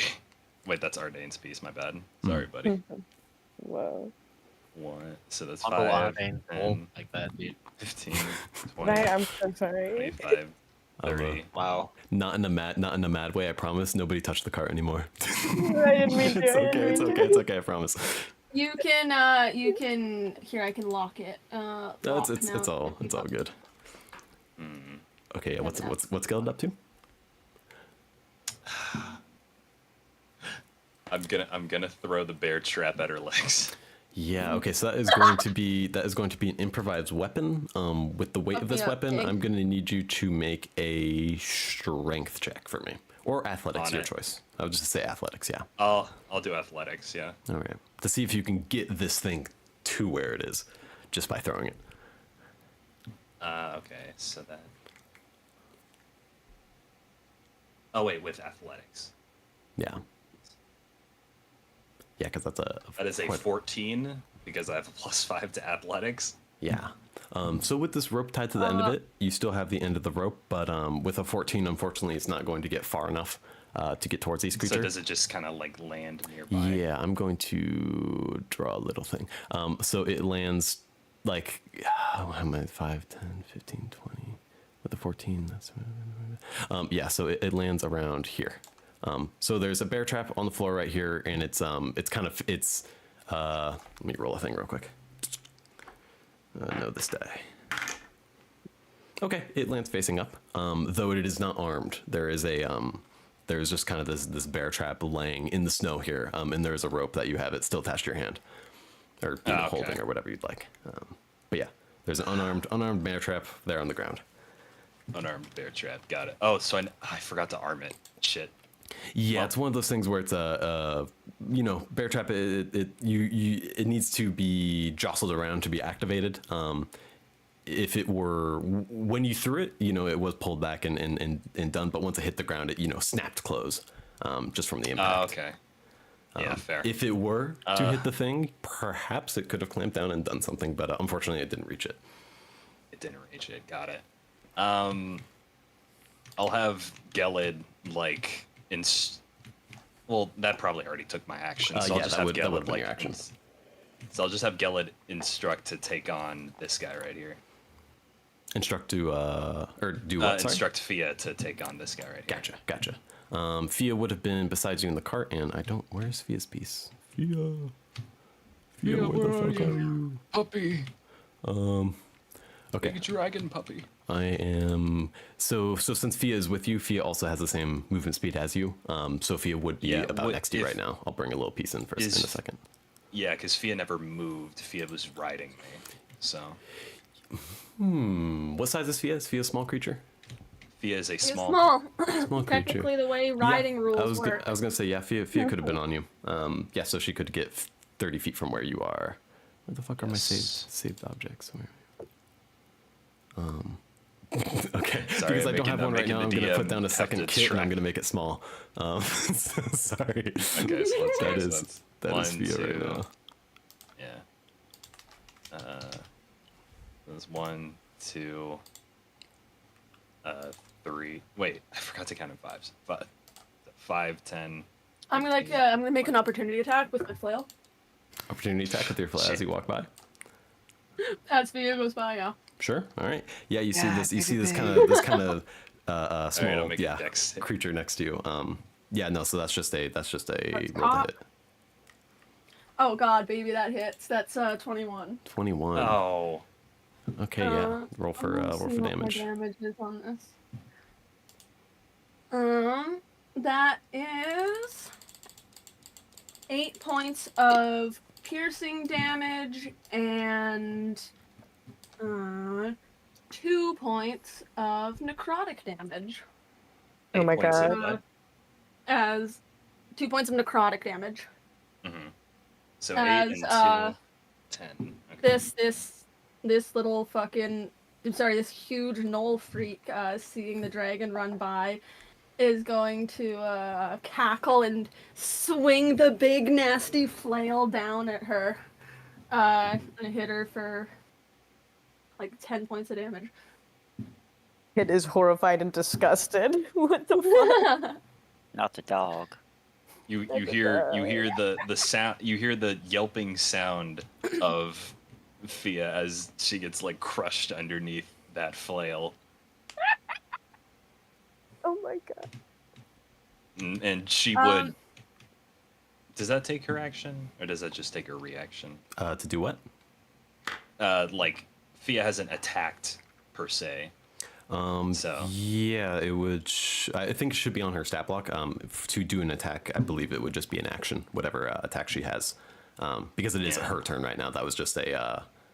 and she Yeah, did that get was hit my by that. opportunity. Yeah, attack. reaction, Wasn't on yeah. me. yeah. Fia would probably instinctively just snap down on your leg. Sure. So I'm gonna Roll to for an hit. attack there. That's pretty rude. What the hell? You know what else is I didn't rude? do anything. Crashing over a fucking flail. Okay, let's see. So that is that's a 15. Is that it? That hits, yeah. Okay, so I will roll for the attack. So 6 plus 2. So that is 2, and then another d6 because it's fire. So that is 2 piercing damage. Wait, no, 4 piercing damage and then 3 fire damage. Alright, one sec. I need to ask Carson something. Mm-hmm. Feel I've free asked to. you the thing. All right. I'm waiting. I DM'd you. All right. Yes, yeah. You share Okay. that. Yeah. Okay. So how much was that? That was... It's like, hold on, it's like 7 overall damage, but 3 of it's fire. Gotcha. Fuck, I have no idea how to take damage on Dice Beast form. Cloud. No, on Dice Cloud. Oh, let me see here. Click on your hit points and then just kind of lower the number. That should Oh, I got it. I figured it out. Okay, cool. Cool, yeah. Perfect. Yeah. Perfect. I take it. Is Fia doing anything else? After the bite, I feel she'd probably like move over here to get out of the range Gotcha. Okay. of her. Cool. All right. That brings us to Just, Ardane. just runs away. I'm going to use Divine Sense as a bonus action so I can detect any Celestials, Fiend, or Undead for the next 10 minutes within 60 feet of me. I know the presence, I know the location of each of those creatures and their creature types, and I also detect any object that has been consecrated or desecrated within that same range. Gotcha. Yeah. So as you kind of hold up the rosary that's tied around your wrist, and there's kind of a faint sunlight glow from it. You sense in the lady in the direction of this monster that seemed to be Lady Canterbury. You sense an undead presence. Specifically, you sense a ghost. A ghost. Mm-hmm. Okay. Ardane. I'm gonna take Ooh, spooky. my dash action. Should I take my dash action? Can I do anything if I don't dash? No. I'm gonna dash. And I'm gonna go 5, 10, 15, Is it not an action to 20. do Divine Sense? I was about to ask. I No, forget. it's a bonus. It's a bonus action now. Nice. Fuck, where did I go from now? 5, 10, 15, 20, 25, 30, 35, 40, 50, 55, and then...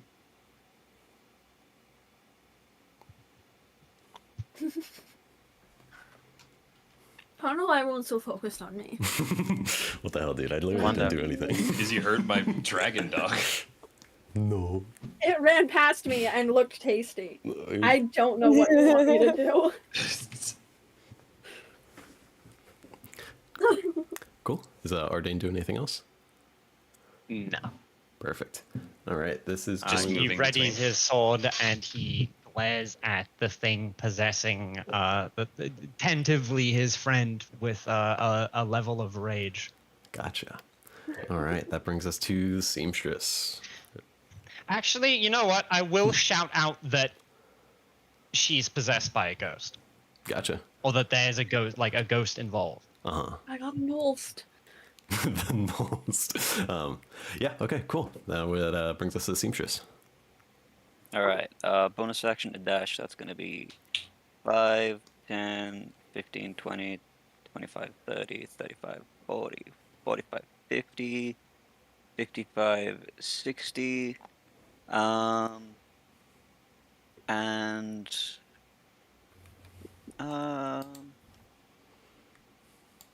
let's see, that's 5, 10, 15, 20, 25, 30, that's just out of range. Why is it? What's the outer range on throwing daggers? I forget. Is it 30 or is it... It's a very good question. It's 20 close range, 60 long range, I believe. Yeah, you can hit one of them from this distance. But you Oh, no. can't hit. If the die allows. Let's see. No, I don't Dagger, feel like yeah, wasting one. 20, 60. I am actually. I'll move here, and I'd like to use my action to hide. To hide. Okay. Behind the big beastie, the people in front of me. Gotcha. Okay. Make a, I believe it's stealth check, right? I'm not super familiar trying with to hide rogues and behind me? how the hiding works. I mean, there's 3 of you, but mostly you, yes. Sure. I'm pretty sure you can't hide behind. Oh yeah, that's a crit for a total of. I'm unfamiliar with rogue hiding rules, so if you know how it works, I definitely mean, rogue familiarize. hiding rules are the same as everybody's hiding rules. They can just do it as a bonus action. Sure, sure. Mhm. And what did you say you rolled? I got a natural 20 for a total of 31. Cool. Perfect. All right, sounds good. Anything else on your turn? Nope, that's my action bonus and name. Sweet. All right, that brings us to Oya Minartok, the Winter Walker. Hey, babe. Please Alright. don't kill me. Interesting. Yeah, she. Okay. Interesting. That is going to. Yeah, we're going to go ahead and go 5, 10, 15, 20, 25, 30, 35, 40, 40, and then she's going to take the dash action 45, 50, 55. And she gets kind of right into range with this strange creature that still up until this point, even though she's like right upon it, it's just still motionless, blood dripping from its claws and its fangs. And she can't really do jack shit, so that's going to be the end of her turn. All right. Next up, we're gonna go to these strange creatures. So the first one to move is going to be this one. It's going to go ahead and do a funny little action. Let's see. It's going to. Okay, yeah. You see this thing, and it kind of it does. Its neck kind of snaps up towards where Oya is standing, and you see like there's a kind of faint silvery glow from its large kind of pale eyes, and Oya has to make a Constitution saving throw. Gotcha. All right. You see oh fuck, wait, what's the distance here? 5, 10, 15, 20, 25, 30. Kit, make a Constitution saving throw for me as well. Nice. Lol. Let's go, pack.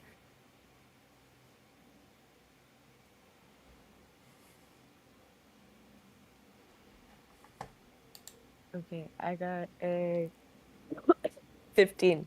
Perfect. You kind of like through kind of just from around Oya, you see these eyes as well as you kind of stare into them, and you feel your body stiffen up a little bit, but you shrug it off and release it. But you see ahead of you, Oya Minartok failed the save for the petrifying gaze, and she now has the restrained condition. And at the end of her next turn, she could continue to she can make another saving throw to see if she breaks out of it. So restrained, just so everybody's knowledge, your speed your speed is 0 and you can't increase. Your attack rolls against her have advantage, and her attack rolls have disadvantage. And she has disadvantage on dexterity saving throws right now. So you see her body like stiffen, like as she was just charging towards this axe drawn. Her body suddenly becomes very stiff and tense. Okay, and that brings us to the second one right here. And this one is going to kind of take some steps forward. It sees this kind of small creature and is going to sweep up over here and stand right here, and is going to also do a petrifying gaze. So that's 5, 10, 15, 20, 25, 30. Wait, okay, 5, 10, 15, 20, 25, 30. Okay, everybody except Gelid, please make a Constitution saving throw for me. No. Is this like do I have to? Yes. Damn. Okay. What is it? Constitution saving throw. Nice. Okay, those aren't the worst. Got a 10. 14. 14, okay. Natural 20. Natural 20, perfect. 16. 16, gotcha. Of course. The dice want me to be the knoll, you guys. I don't know what to say. Seamstress, Via, what'd you like, write? oh, sorry. 10. 10, gotcha. And then Nat 1 for Fia. for Fia, okay. So both the seamstress and Fia, as you kind of see this horrible like movement of this creature, and its eyes sort of like have this silvery sort of wispy glow to them. You feel your bodies stiffen up as you both the seamstress and Fia have the restrained condition. So you can't move. Attacks have advantage against you, and you have disadvantage on attacks, and you have disadvantage on dex saving throws. Perfect. Okay, cool. That brings us to the top of the round. So that's going to be Lady C. Alright, I'll roll my little d4. I'm sorry, my d6. Yes. 5, so I'm all good. Mm-hmm. So still sort of the same order of operations. I just want that good Craig You cat just want that meat. Or... Anything, just get to that meat. That's all you care about. Alright, cool. Cool. 5, 10. Make an attack of opportunity. Yeah, go ahead.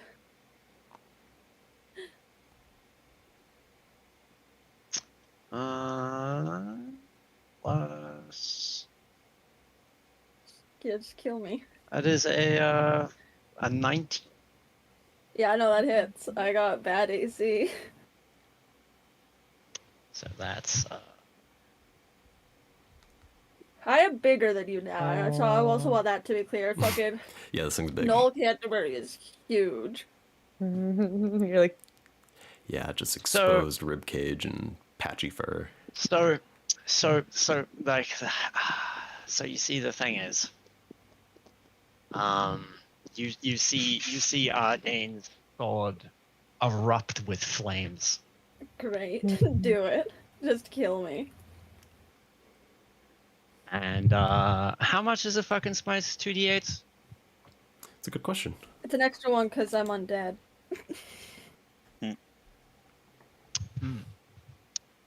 I don't know if that guy gets up to Carson ultimately. If If that's the thing with applies. undead, that do they take extra fire damage or something? I'm pretty sure on- they on- just take double the radiant damage that they No, would have on taken. regular divine smite, not the special ones, not like wrathful smite, searing smite.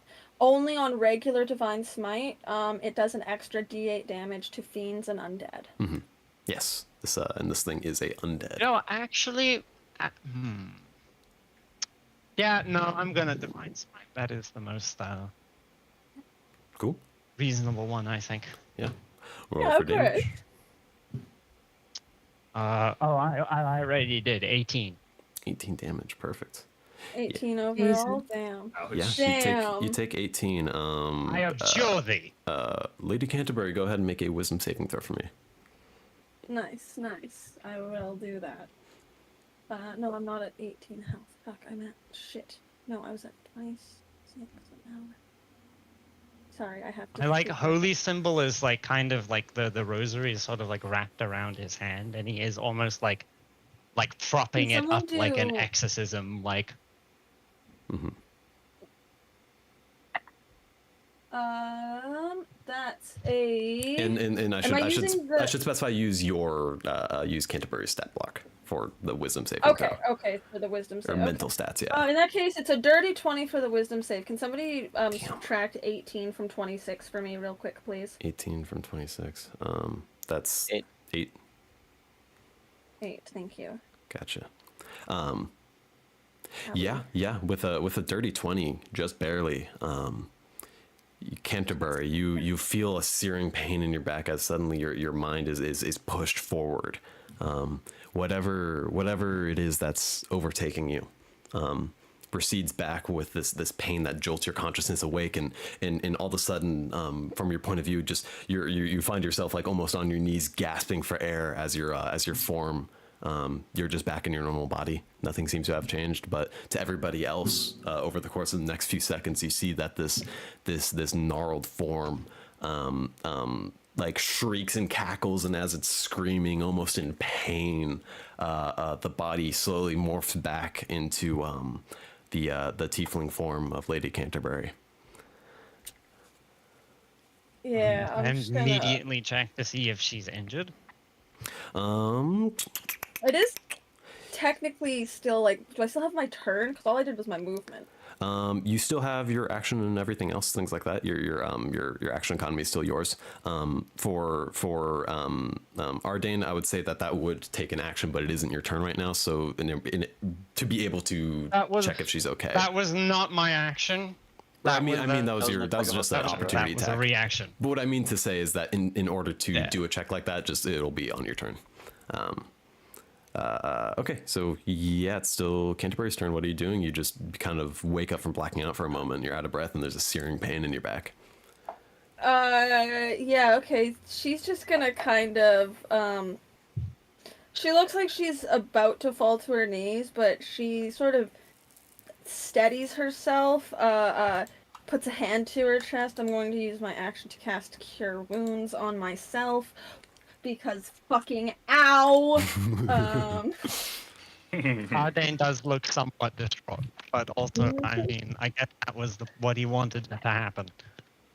Oh, fucking, I could have rolled better, but okay. It's 2d. It's just 2d8 plus spell casting modifier, right? It's spell plus spell casting modifier? I think so. I believe so. Okay, so in that case, that's... God, only 9 points of healing. Sorry. And she's gonna look very worried, just sort of muttering to herself, oh god, it happened again. Alright. And she's just gonna, look to the group and go,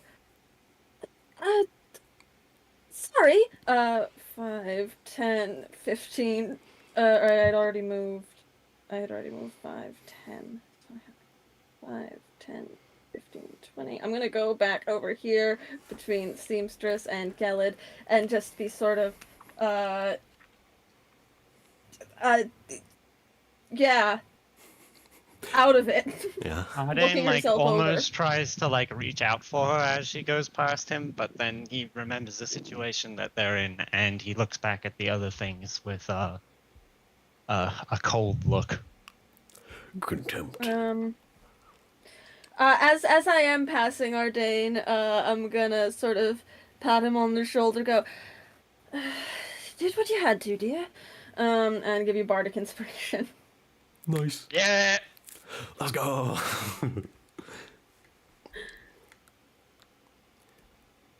Cool. Yeah. So if that's Bardic the and my spell slot. Alright, is that Alright, is that yeah, your turn? my turn. Perfect. We That's are my to turn. Kit. What are you up to? Yay. A little bit distraught, but I'm going to run over here to help out our friend Why? who is. Just at the scene I've witnessed. I don't know the fucking glory you inflicted on my best friend, my friend's little puppy dog over here, bro. My best friend, my friend's little puppy dog. He's my best friend because he has a dog that I like now. I thought you meant Thea was your best friend. That is my best friend, my comma, best my friend's I'm the little puppy dog. It's me. Just a question. I don't feel these things that we're fighting are fiends or No, undead. you didn't get any sense from your divine thing. They're not beans? Interesting. Aminals. Just guys. What am I gonna do though? I'm going to attack twice. Lovely. Boom pop. What is the hit?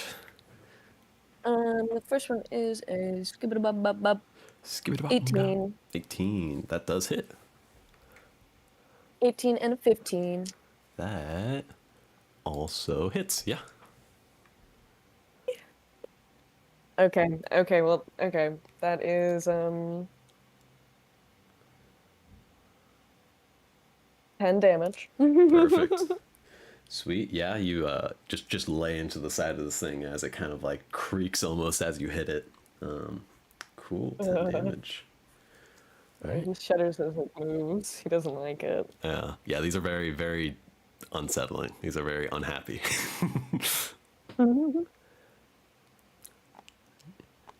Anything else with your turn?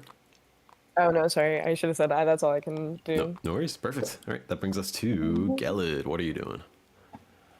I imagine Gelid like turns to Lady Canterbury for a moment before like immediately turning his attention back to help Fia over here. So that's 5, 10, 15, 20, 25. Yeah. And I'm gonna cast a Zephyr Strike while I perform my weapon attack here. Nice. Yeah. So let's see. Yeah, what does that do, or was it add to your thing? Because it gives you extra speed. It gives me right? an extra D. It gives me extra speed and an extra D8. Gotcha. Okay, cool. And you can run away, like enemies can't opportunity. Yeah, like attack you. automatically disengages, right? I think. Yeah. So let's see here. For the duration, your movement doesn't provoke opportunity attacks. Once before the spell ends, you can give yourself advantage on one weapon attack roll on your turn. The attack deals an extra 1d8 force damage on a hit. Whether you hit or miss, your walking speed increases by 30 feet until the end of that turn. Nice. Gotcha. So let me roll to attack. Sweet. It has advantage because of the strike. Okay. Two. So that's with spear. So that is 17. 17 does hit. Yeah. Roll Okay. for and damage. then- So that's a D8, D6, and Fia is nearby, which means I can use Infused Strike, so that's another D6. Damn. Fia, my goat. She's a dog. Fia, my dog. That is about 8 damage. Nice. Yeah, what does it look like when you hit this thing? So you see like Gelid, you see Gelid's like legs like tense up as he bursts through the snow. You can see the snow like kind of leave behind a small trail of like just probably steam from like just how fast he kicked off from his original position, and mid attack he just drives the spear into the side of whatever this thing is, and like the moment the spear hits, you see like a small burst of flame from the spear hitting. Yeah, this thing it tries lurching out of the way, but you just catch it and gets just jabbed right into its side as it starts kind of like creaking around and kind of flailing, and you hear this like low growl kind of pierce out of its mouth. Anything else on your turn? My turn ends, but then Fia comes immediately after me. Perfect. So yeah, right now she has the restrained condition, so she can't move, but she could still make an attack. It's just going to be at disadvantage. Got it. Okay, roll twice. Ooh, dang.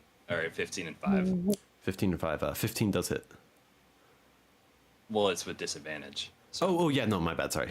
Yeah. Unfortunately, just her body is incredibly stiff right now, and she tries to lean forward to bite, but it's just not quite enough. got it. All right. That brings us to Ardane. Oh my, oh my, oh my. I'm gonna fucking walk up to this thing. Ardane charges towards it with his sword raised. No, that's on top of Gelid. Hello. He charges towards it with his sword raised, and as he gets to it, he swings it down in a full arc yet again, like flames bursting from the metal. And that is a... what is it? That is a 21 to hit. Jesus. Lovely. 21 does hit. Yes. And then with a fuck it, just another divine smite, might as well. Blow this. Oh, get his ass. creature up. Fucking kill this guy.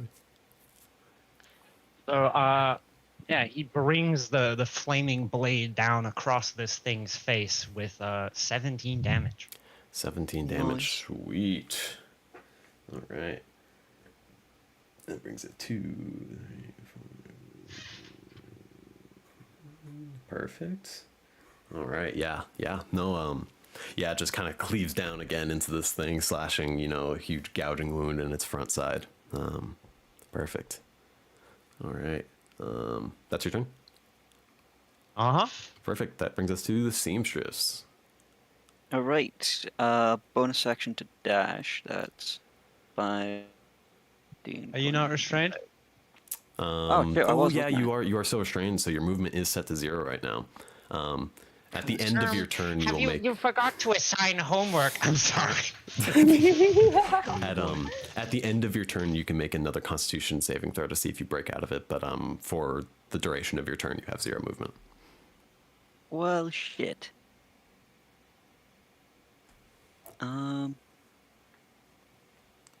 Yeah, I guess I'll just try to hide again in the fucking snowdrift. There's not a hell of a lot else I can do. I mean, okay, so like this Oya would basically be blocking the other one's view, and there are 3 people all blocking the view for the other one. So I think that it's feasible. To hide? Yeah. There's enough snowdrift right now, and it is pretty dark. So that's why I'm letting you like have the option to try and hide. I mean, she is kind of in the lantern area. Yeah, but I'm also the DC quite is secret, slightly but you can stealth. still attempt it if you would like. Indeed, I can't do much else. Okay, that's pretty good. That's 22. Perfect. Cool. All right. Yeah. Anything else? That's your turn. No, I'm my turn and make my save if you please. Oh yeah, absolutely. Go ahead and make a Constitution saving throw. Crit fail. Yeah. Unfortunately, Frozen forever. Damn, they scared the shit out of this robot. Yeah. As They might eat her. you feel yourself become even tenser than you were before. Where before you're still able to move a little bit, but not quite your legs. You feel your whole body tense up even more, and you become paralyzed. You now have the incapacitated condition, which means you can't make actions, you can't make bonus actions. You are completely still at the moment. Damn it. Perfect. All right. That brings us to They Oya. done paralyzed my robot. Yeah. So Wait. Oya, Why am I immune to it? you weren't immune. You just made the save, or you weren't in the area when it made the initial freeze attack thing. Oh. So you are It's you. because he's one of these. Yes. He's one of them. I'm one of them, and Maybe I that's had my to make the secret. save. I mean, what? Yeah. What? So so Oya, right now, so her legs are completely stiff. She can't move. But she's going to. I don't think it actually needs to. Okay, yeah, it does. It's going to.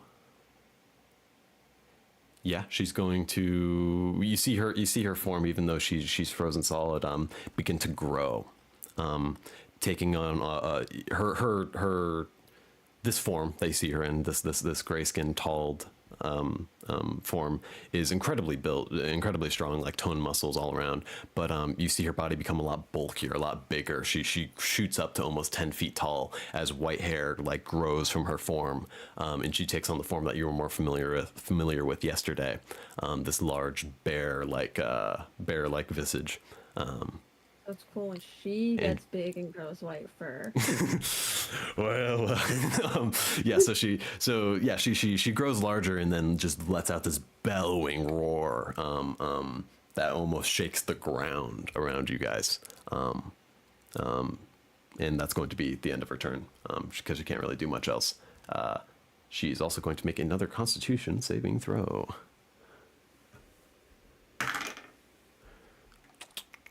It's not looking amazing. Yeah, no. as she bellows out and roars, holding her axe to her side and her arms out, her body just becomes more and more tense as she also becomes paralyzed. Oh, wait, no. Perfect. Okay, this is going to bring us to the monster right in front of her.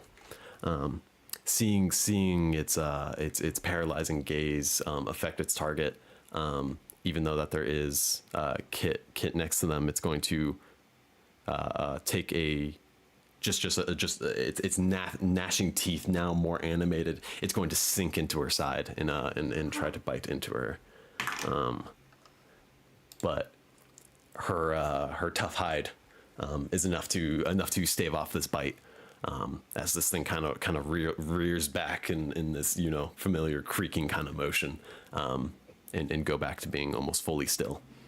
That is going to bring us to the second one over here, which is going to see Fia in front of her. Or Fia in front of them. This small helpless creature that is now looking a lot more still, and is going to take a bite action. Also, let's see, once again, its teeth just chipping off of her scaly hide, not quite landing. That is going to bring us to the top of the round. This guy sucks. With Lady C. It's not that hard to, not that Just hard to, that hard to hit the fucking dragon, dude. Come on. What I forget, like, Yeah, they both rolled twos, anybody by the way. within 30 feet gets the benefit of Fia's burn bonus. It's a Like, reaction for her to use though, so it's only once a Oh, okay, yeah, once a turn. Got it. turn. Alright, I got spells Spellsies. Do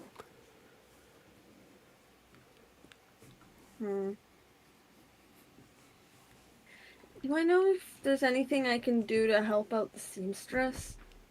If there's like a In what way? help action her out of this? Like to to try to help like unparalyze her? Yeah. You can make a nature check to try to understand the nature of how they are becoming paralyzed, but it would take your action for this turn. Okay.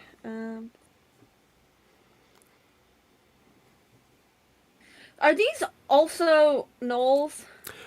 As you're looking at these creatures, at least from the description you got, for what you look like, these things are a lot skinnier. They're not as big and hulking as gnolls are.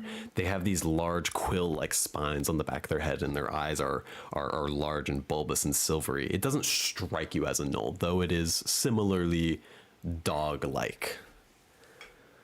Okay.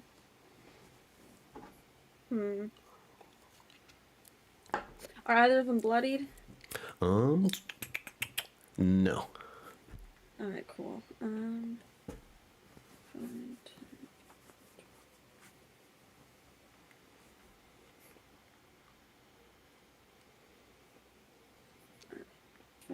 I'm gonna move over here so they're both in range. I'm gonna cast Tasha's Hideous Laughter on both of them. DC 14 Wisdom saving throw. Wisdom saves. Cool. Let me do that. What is their wisdom? What's the DC? 14. Perfect. Yep, both of them fail. Nice. All right. Both of them are fucking incapacitated. So Damn. no action, bonus action, reaction, for the duration. You thought it was a good ass spell, man. I love this fucking thing. Yeah. And yeah, upcasting it to hit multiple targets is so sexy. You guys, as the fucking verbal components, you just hear Canterbury start, and it's quite different from the Knoll laughter, but it's still laughter emanating from Canterbury, and it racks these things with the same. Yeah, you see these creatures still not quite fluid in motion, but you can see them sort of shifting around as these kind of strange yelps and growls emanate from their mouth. Not quite something recognizable as laughter, but they have been affected by this spell. Okay, nice. Can't I move myself? What the fuck? I can't move anybody. Move yourself Oh, forward what's there. happening? What's up? It's Oh, is it frozen again? Are you trying to move your character somewhere? Yeah, I'm just trying to move 15 feet back, but Sure, I can the do that. server, I got kicked out. 10, 15, gotcha. Let me know if you need an invite again. I moved your piece back. I might need an invite, yeah. Gotcha. Okay, this is bringing us to Kit.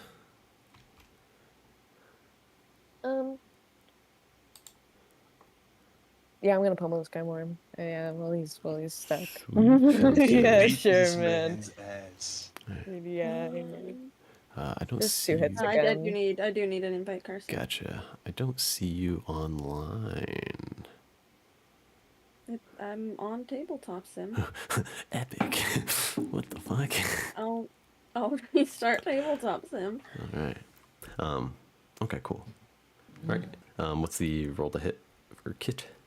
17. Oh, yeah, 17 and 24. Both of them hit. Roll for damage. Baby. You roll with advantage on your hits. Nice. Perfect. 'cause it's Oh my God. incapacitated. Good to know.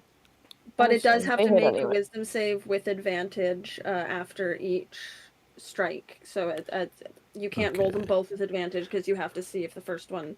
Gotcha. or not. Yeah. Okay. Yeah. So first one lands, rolls for damage, and then we'll have it make a saving Their throw. first damage is 10. 10, perfect, and that is 2, 21, and then I will make a wisdom save, and the DC is what? Okay, it fails. 14. It fails. fails? Still laughing. All Yeah. right. So the second hit is also with advantage. Yeah. Yeah. So just you can go ahead and re-roll that. Awesome. Okay, well my first roll was a 19, so I'm Perfect. not reset Hits. with Roll for that. damage. I mean, you can always try for a 20. You're right. You know what? You're right. That's true. That's Here it facts. comes, baby. 20, A 20, 20. 5. So Oh, I yeah. got All it. right. No. The 19 still hits. And that's 9 damage. 9 damage? Yes. Gotcha. All right, that is bam bam. Yeah, this thing's starting to look pretty hurt. Just the It bludgeoning makes another and, wisdom and save. bleeding. Yeah, yeah. I'd say 16. That makes the save this Yeah, time. Then. yeah. This these kind of like raspy breaths that are being pushed out of its lungs suddenly stop as it kind of almost regains composure a little bit and still is completely still just staring at you. Yeah. Oh, I mean, I can't have Cool. concentration. And that is going to bring us to Gelid. So this thing's pinned by the what's it called? It is left. The Which one is still laughing? Sorry, I. back in The table. one up here is still laughing. One Gotcha. is Thank still you. incapacitated and making strange noises. would you say it takes an action to open up the bear trap? Yeah, to set the bear trap, it would take an action. Oh, okay. Because the idea was to open it up and then just kind of push it onto this thing's chest. Yeah, I'm not that sure would probably take 2 turns, or it would take more than just one action to successfully get that to work. Yeah, I figured. I'm gonna just stick it with my my spear Sweet, roll the hit, With and you have advantage. advantage. with Yeah, advantage too. So let me get my dice here. So that's 2d6, 1d8. or just roll 2d20 to see if it hits first. 17. 17 hits. Yeah. Now roll for Okay. damage. That is a 10. Lovely. 10 damage to this guy. And then Noel makes another save. Yes, it does. That is going to be Not 13, so it does not make it. Yeah. Nope. Still giggling in its strange way. And then This goes to Fia gets Fia. another.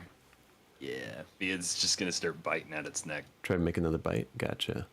It was supposed to, I would say at the beginning of this, make a constitution check for Fia, because she was supposed to make it at the end of the last turn, but I just forgot to ask you to do that. Oh, yeah. Let me see. Yeah. So that'd be a con save. How much is Fia's con? That is a 9. A 9, unfortunately not. So, kind of at the end of that last round, her body stiffens up even more as she becomes paralyzed, meaning she too so she is can't even attack. incapacitated. Yeah, she can't take an action or bonus action. Damn. You just Or move. Stuck in place, poor doggy. Gotcha. Okay, if that's it, that'll bring us to Ardane. Ardane raises his sword, intent on ending this thing once and for all. That is a 19 to hit. 19 to Don't forget hit. you have advantage. Yeah, Oh no, I rolled with advantage. gotcha. Okay, Yeah, okay. no, 19 certainly hits.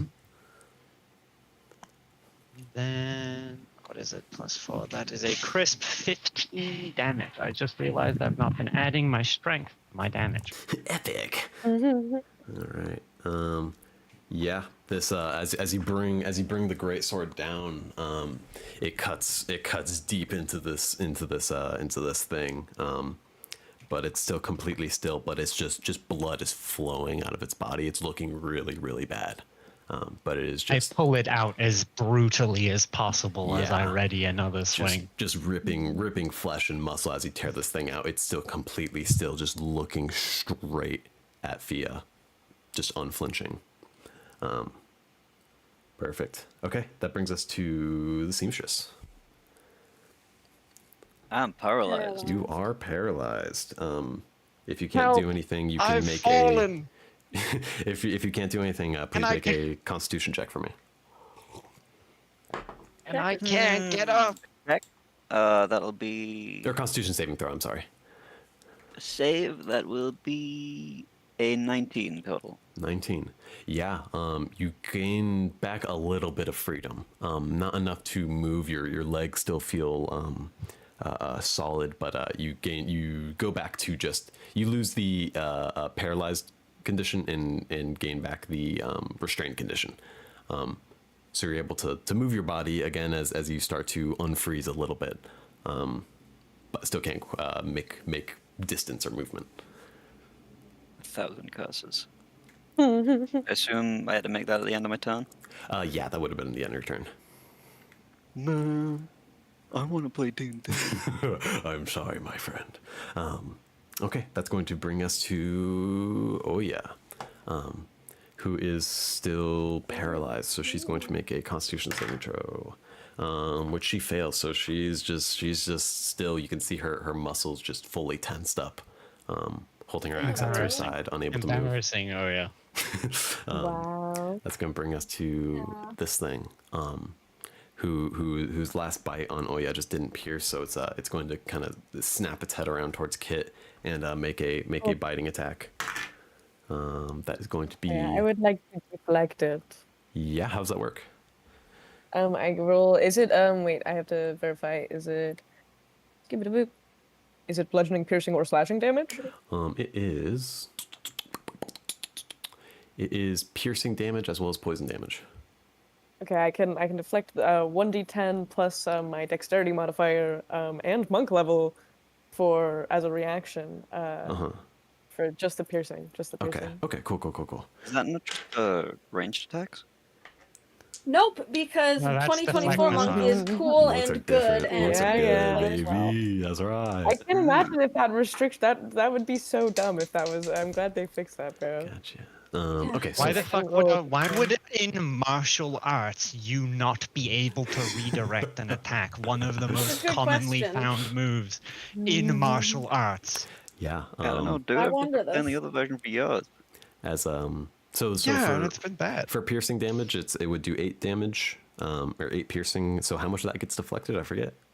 I deflect 1d10 plus my dex and Sweet. monk level, but I rolled a 5, so I already that is.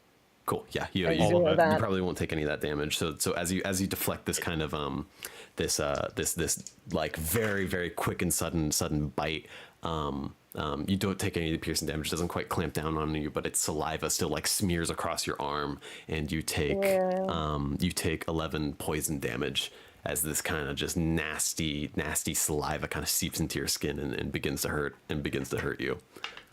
He starts to rub it on his like cloak. Yeah, just fucking get that shit off me. Gotcha. Okay, that was this guy. So that brings us back to top of the round. So that's going to be Lady C. Alrighty then. Oh, did the Knoll make it save after Ardane hit it? Not Knoll. I keep calling them Knoll. I know, I'm No, sorry. it did not save. So it's still. Wait, no. Still laughing. Yeah, I think it's still laughing, right? Yeah, because yeah, it's still fucked up. All right, cool. So that one's still Did active. it? I I'm don't not gonna fucking fuck with remember if that it did. one. I don't think it did. I Which don't think one I don't think I made that roll for that because I know I made it I for don't remember. for Gellert. So I'm just gonna roll again, and if I did, wisdom, it's gonna be 16, so that barely saves, right? Yeah, Okay, no, that makes cool. sense. Cool. Yeah, it's no longer raspy breathing. It's back to normal. Okay. Which of does one of them look notably worse or anything? They both are looking bloodied. The one that that Ardain just slashed into is like there's just blood draining out of its body right now. Okay. Yeah, I'll throw a starry wisp at that one. Gotcha. Is that roll to hit, right? Oh god damn! Now I'm gonna have to fucking run to the other one. Oh, I'm sorry. If it makes you feel better, I think I missed. That's a 14? Yeah, 14 doesn't hit. Zoop. 14 does not hit Zoop. Zoops right past. Yeah. Zoop. Well, I don't say anything. I just sigh. Damn. Okay, if that's your turn, that brings us to Kit. Well, it's my turn. It's T cat. Kit T Cat. It's T-Cat. Yeah, I might try to do it resuggested and see if there is. Oya's still paralyzed, yes. Or restrained. Oya is still paralyzed, yes. I'll take my action and make a check and see if there's anything I can do to minimize this effect. Sure, roll a nature check for me. And I do a survival check. I'll still do a nature check if you want me to. Still nature check. That's you're trying to understand the nature of how these creatures are doing this. Okay, I got a 12. Got a 12. Oh wait, no. I got a 13. 13. Okay. Yeah, so you're not particularly familiar with these creatures. You've never encountered anything like it, and you've never really heard of any stories about these. But it seems evident that there's something with their eyes of some sort of like paralyzing gaze. You see that they're being held frozen, but only because its gaze is still upon this creature. If you were to perhaps kill this creature, somehow incapacitate it, knock it out, their prey would be released from their paralyzation. Though, just without that, you're not sure if there's anything you can really do directly to somebody who's paralyzed to help them. Okay, I'm gonna do a spin kick on the thing as well, because fuck Gotcha. that thing. Cool. Sweet. 18. 18 hits. Fuck this dog. I'm gonna do a double, triple somersault twist in the air. He does a little jump kick. It's cool I and kick fun. its jaw off. Fuck yeah. Yeah, dude, I gouge its eyes out with my hands and I kill it in one fell swoop. Right, how much damage are you doing? 9. 9. Gotcha. Yeah, this thing is also looking pretty bad. Just being bludgeoned over and over again by Kit, just with these just blows after blow, and just it's not looking great. This guy has been catching hands. Yeah. Cool. That's gonna bring us to Gellert.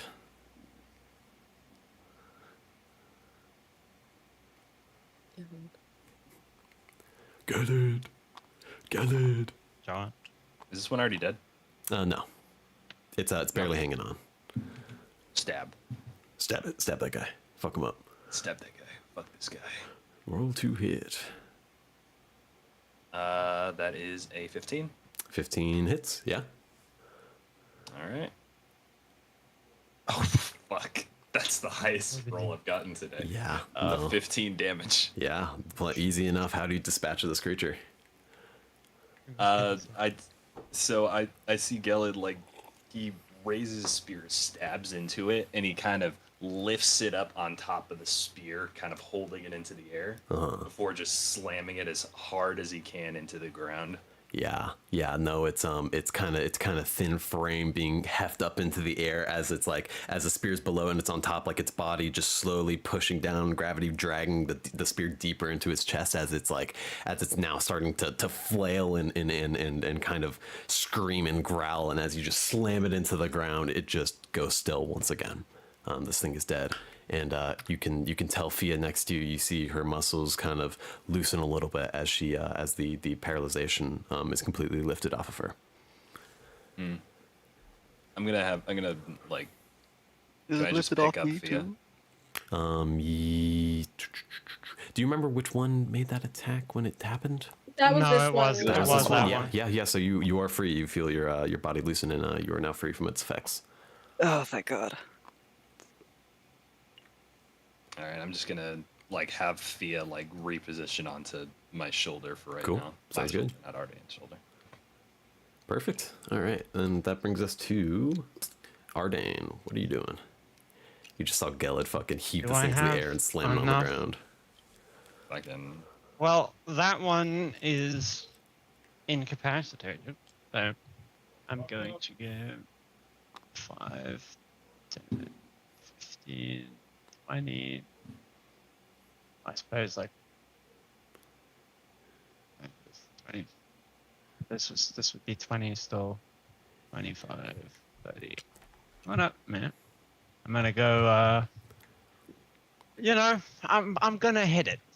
I I'm gonna hit the hit it monster. with my sword. I hit it with my epic fucking sword. And that is a 17. 17 hits. Roll for damage. Uh, 11 damage. Yeah, no, that's plenty. This thing is slain. How do you dispatch of it? Ardane walks up to this wretched, like weakened fucking creature, like, basically barely hanging on the ground, and yet he raises his sword in the air, point down, and he brings it down basically through its body, like the top of its head. Yeah, the weight of the sword carries through. It cleaves its head in half and catches somewhere in its midsection, just the top of its body split into two. This kind of dark red blood kind of draining out of its side and into the snow as its body slowly just slumps forward into the snow. I wrench it out. As this happens, you see the large bear form next to you, almost like not fall to its knees, but sort of, her body is put a- released from this. Can I before she stumbles a little bit, can I put like a steadying hand on her shoulder? Yeah. She kind of falls forward, and as it falls to the ground, she'll kind of look down to you with a big smile. It's kind of an odd visual, seeing this large head of a bear, which is just it looks like a polar bear, having this eye patch over it and these long kind of dreads of hair, even like coming off of her chin, almost like a beard, like of these long braids of hair, and her kind of bear-like face just kind of curls into a smile, and she says, "Thank you," and sort of steadies herself a Most little bit. welcome. All right. I'm gonna immediately start walking over to Lady Canterbury. Cool. Yeah. Yeah. So we're officially out of combat. Cool. I'm prestidigitating all of the blood and gore and everything off of my outfit and sort of trying to get. Oh, right. Quill just fully surrounding me. That sounds fun. That sounds non-threatening and good. Ardane looks at Lady C with his face is very calm, but not in a reassuring. Explain. All right. I would love one. I'm not sure This has myself. happened before. Once, I believe, my attendants witnessed it. I sense the presence of a ghost. A ghost? Well, this is news to me. I thought I was turning into a werewolf. No, it appeared decidedly more undead. Oh yeah, we'll kind of walk up over here behind. My And, wait, but quickly. My divine sense is still active. how long does it last?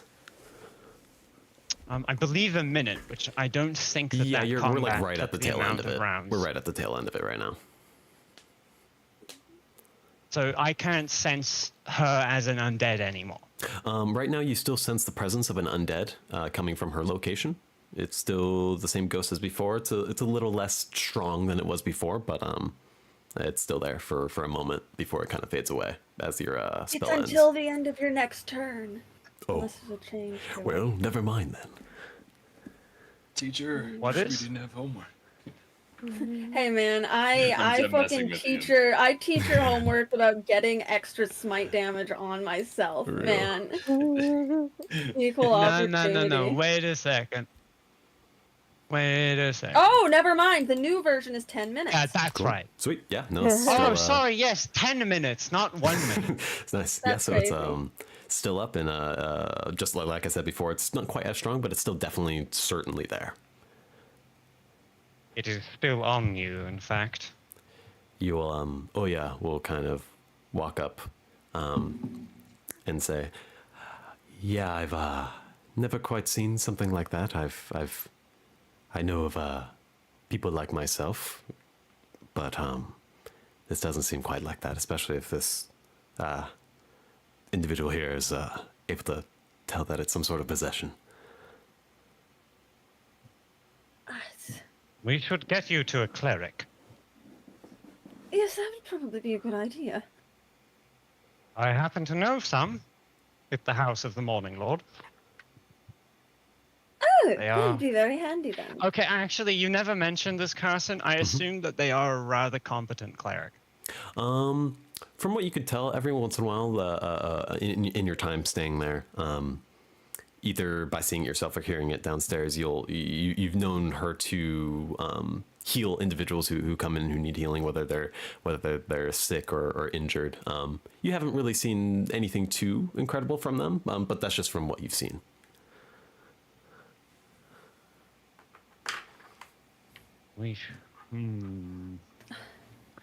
Okay, so where are we on our way to now? Right now, you are heading the eastward, and you're getting closer to the tomb. It's maybe still like a 20-minute trip. I say we should head to Bryn Shander after this. Seek the aid of a cleric, lest that happen again while we are unaware. That's on the way to East Haven, right? I really need to get back to my manor. I think you need to get blessed before you need to Yes, get but back to your manor. There are very important things in my manor. Arden like kind of like ruffled his eyebrows at her a little bit. I agree that a Um, cleric should come first. I'm just asking if it's on the way. Is it? From what you know, it is on the way. I believe we should be able to stop there. Wonderful. It might be a bit of a detour. I'm not entirely familiar with the area. Well, it's some relief that I know it's not some form of lycanthropy, but I'm not too pleased on having a ghost still lingering about. A decidedly unpleasant one as well. Arden So I've heard. puts his like hand on her shoulder and asks, "Are you injured?" Quite, yes. I have no memory of anything that happened. I was just sort of. I hit you with a sword. Oh, yes, that would explain it. I use lay on hands, and how many damage points are you missing? Like almost half of them. I'm at 17 out of 33. Okay, so my fucking layout. What is my lay on hands? Can you just give me a little bit and you can short rest in the cart? Do we have enough time to get to our destination for a short rest? Short I rest. suppose I look at Oya and I ask if we have a little bit of time before we reach that. Short rest would take about an hour, and she'll relate to you that it's like maybe like 20-25 minutes till you guys arrive. Okay, so we don't have quite enough time. Okay, so what is lay on hands? With that pool, you can restore a total number of hit points equal to 5 times your paladin level.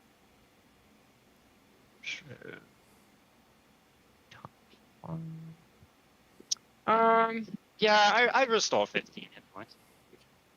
Fair enough. Thank you very much. That brings me back up to almost full. That's one away from full.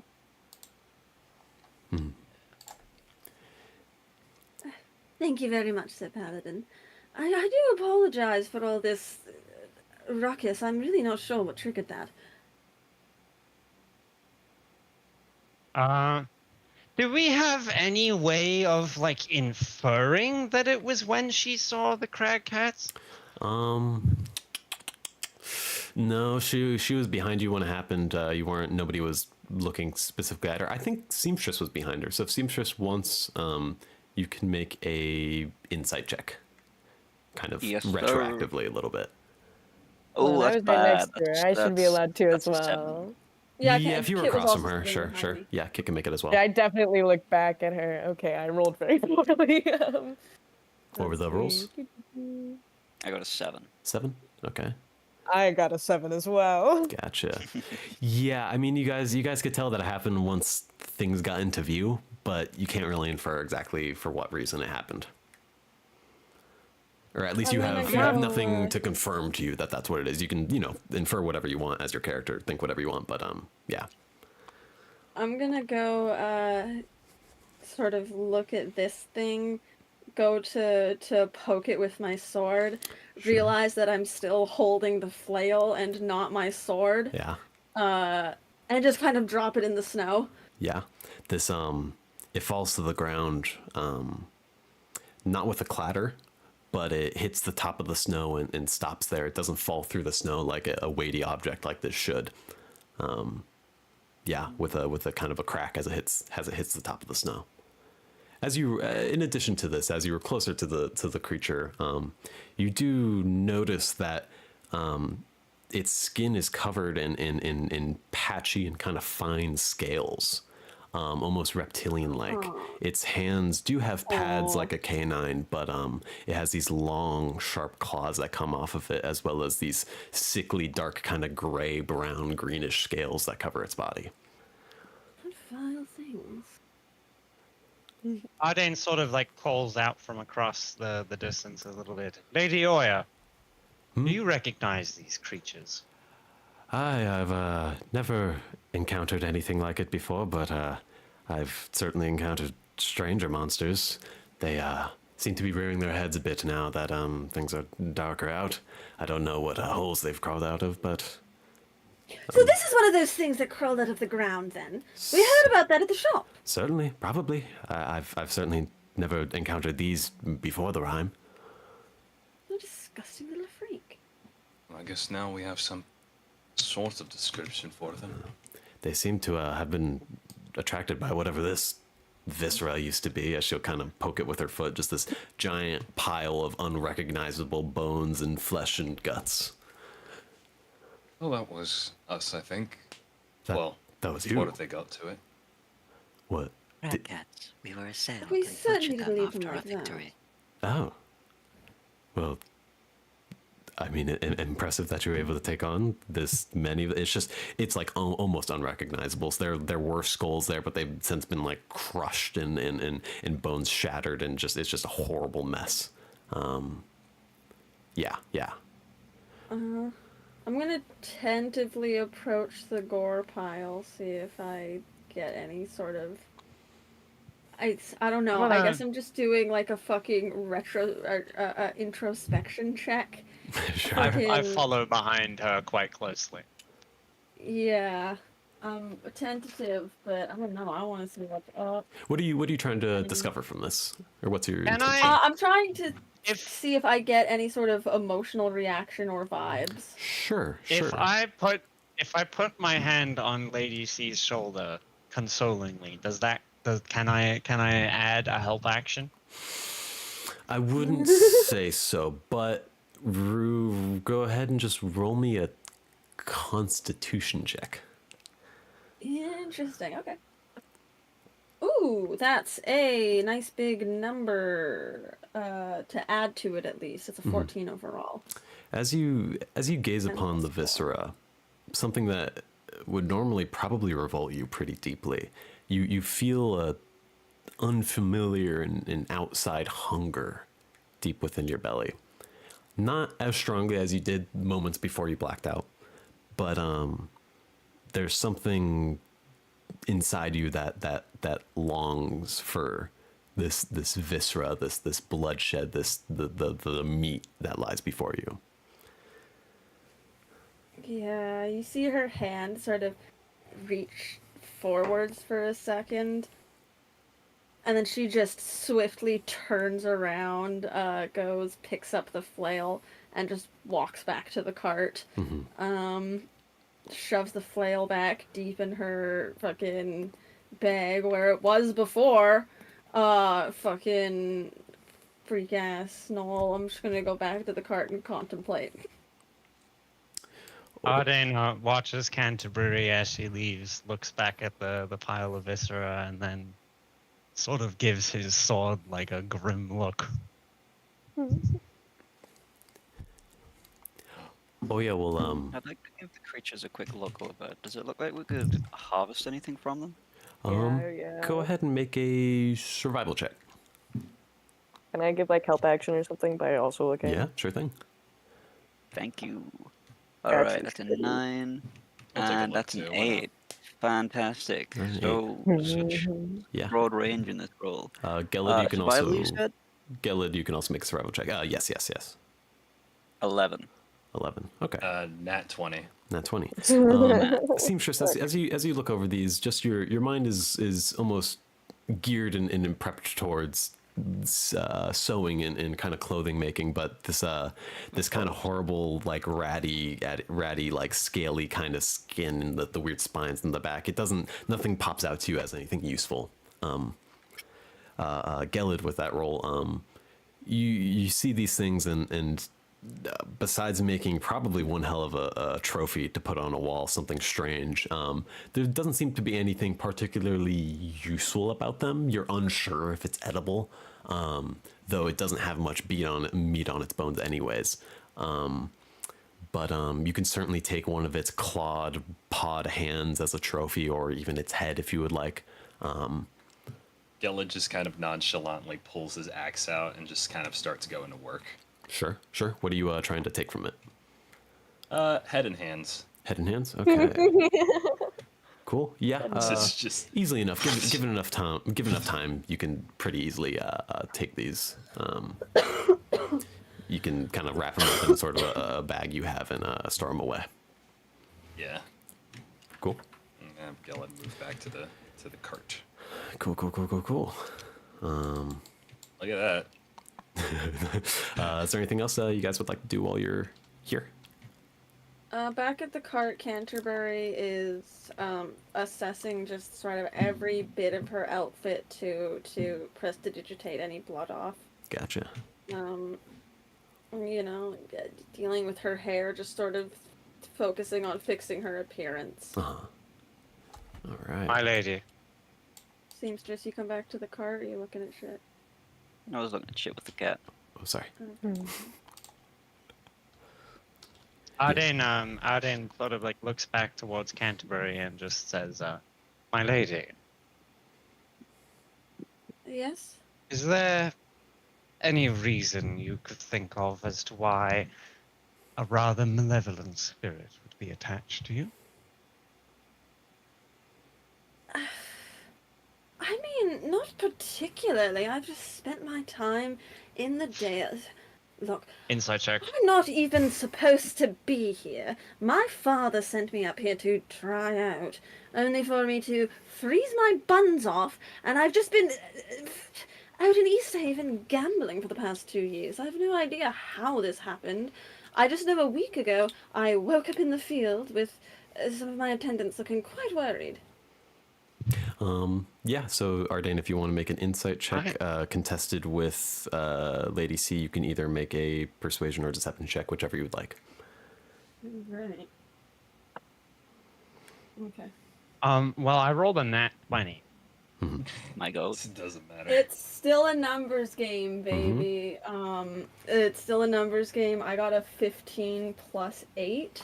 The nat 20 would add 3 to your roll, so you'd have a 23 versus whatever. Wait, what is it? It's insight? I have a 23. Yeah, insight. Oh, you have a 23, so it's plus a 3. Yeah, well, then that comes out to 26. Nice. Nice. Would does Lady Canterbury seem to be telling the truth? Partially, not entirely though. Yeah. With You're leaving the, something out, my lady. Yes, well, we've just met.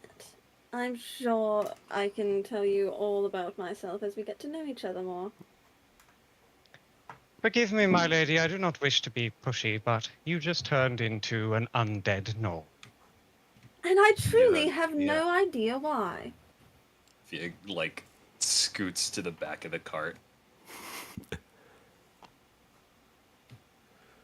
Ade gives her one last look, like a rather hard look. Paladin look. Takes the reins back. I suppose we should get on our way then. I suppose we should. perfect. All right. When Ardain hits you with that paladin stare. Are the cat and the robot heading back into the cart? They're playing. Yeah, we're Roll making our way No, back. we're leaving them there. Lovely. Ah, shit. All right. We left them in the woods. Cool. As you guys get back onto the cart. Oh yeah, still walking besides you as you push further into the snow, following the tracks that you had left the day before, that are slowly starting to fill with more snow as it comes down pretty heavy now. We'll take a 5-minute break. 5-minute break. Pee time. Pee-pee time. What the hell was that? I can fix Nah, I her. got- I can exercise We'll her. get by these things. I can literally fix it. So that's my Frostmaiden secret. Oh, I'm I okay. did. possessed. I did honestly witch. think it was a werewolf thing until the weird undead shit was mentioned. I was like, oh, fucking lady sees a werewolf, and then I was like, wait a second. Lady sees like some No, sort of. I got a knoll ghost.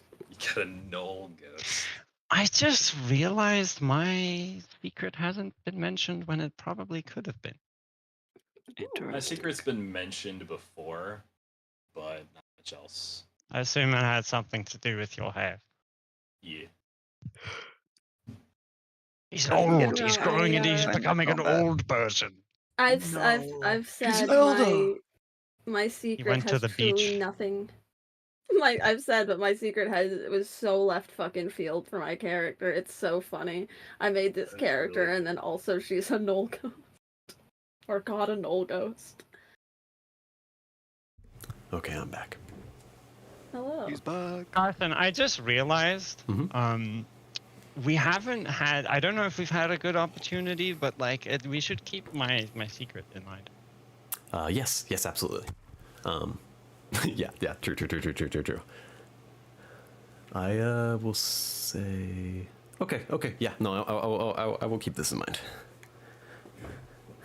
It's just because I also I forgot about Yeah, it. no, totally, kind of same here. If when an opportunity arises, I will certainly note it. Cool.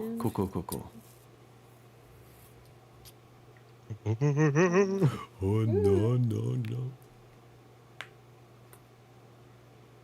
As we're back in the cart, Is everyone here? Canterbury is. Yeah. Oh, I think so. Are we I all? believe. We all back? Is Luke you here? Yeah. Okay, cool. Yeah. All right, we're back. Yeah, you guys are traveling down the road or Yeah. pathway. Very nice. Was there something you specifically were gonna do?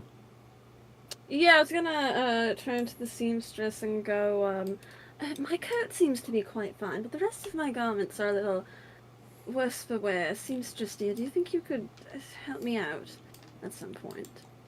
Apologies, my lady, but I am forbidden with consorting with other noble houses. Ah.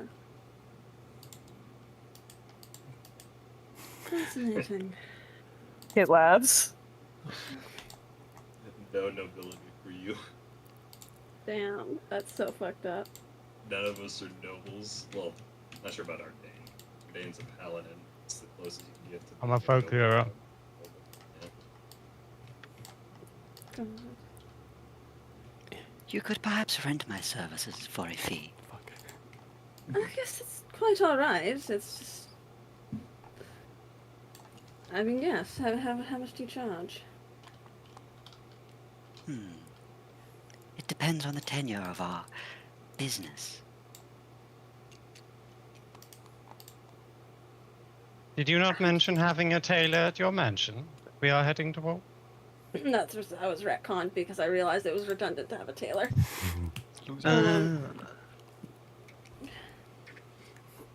Yeah. But I guess it's not. Just fucking work for me. As you guys are traveling, Oya will kind of step behind a little bit and walk beside the cart where Lady Canterbury is. And as you're traveling, she'll sort of walk up to you and sort of be like, as I assume it's clearly evident, I'm afflicted with lycanthropy as well. Well, I suppose we don't know that that's what you have. But I mean to say that I understand. The first time something overcame me, it was very powerful, very difficult to hold back with. And she kind of awkwardly places her big hand on your shoulder and sort of reassuringly is, I understand. A little bit at least. Thank you. It's quite frightening. Yes, quite. The first few times it happens, it was almost like I blacked out. Like I wasn't even there. I didn't remember anything that happened, but now I'm fully in control. I can walk, speak, and talk, and even in this form. She's still in the kind of large polar bear-like form.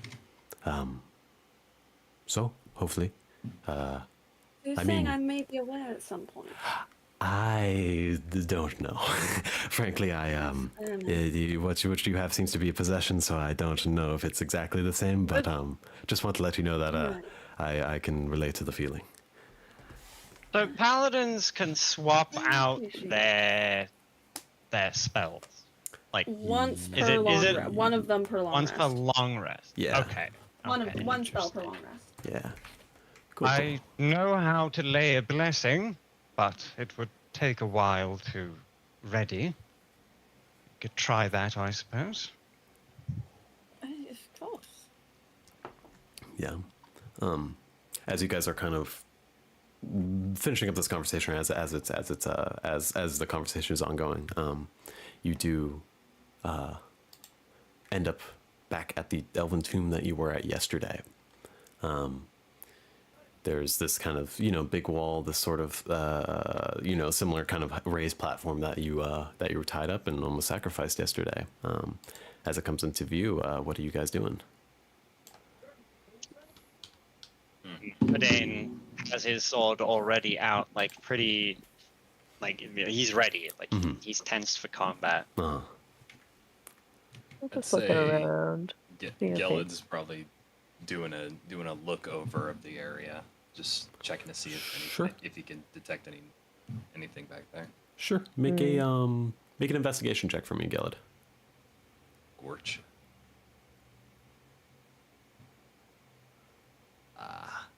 You said you're That is looking to see 5. if people are here or anything, right? Looking to see if things here. Looking to see if he detects any movement. Sure. Yeah. Yeah, it would probably also just be looking around to see if anything has changed since Sure. the last time they were Yeah. there. Yeah. You can both make investigation checks. That's a 7 for me. 7. Gotcha. And for Kit.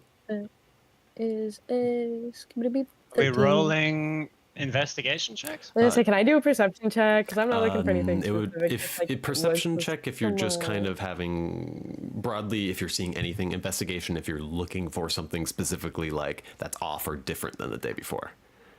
Yeah, I'm broadly looking. Oh Okay, man, sure. but You can make it okay. a perception Yeah, check. I'm just gonna perception check, Sure. Yeah. If anything's which is different, I a won't know. 14. Gotcha. Cool. So, all right, with Gellid's check, nothing seems particularly amiss. It seems just as it was yesterday. This is a 10-foot kind of wall, so you can't really see anything on top of it, but no necessarily new tracks in the snow, or at least nothing that you see. What was Kit's roll? 19. 19. Yeah, making just kind of broad sweeps, looking around.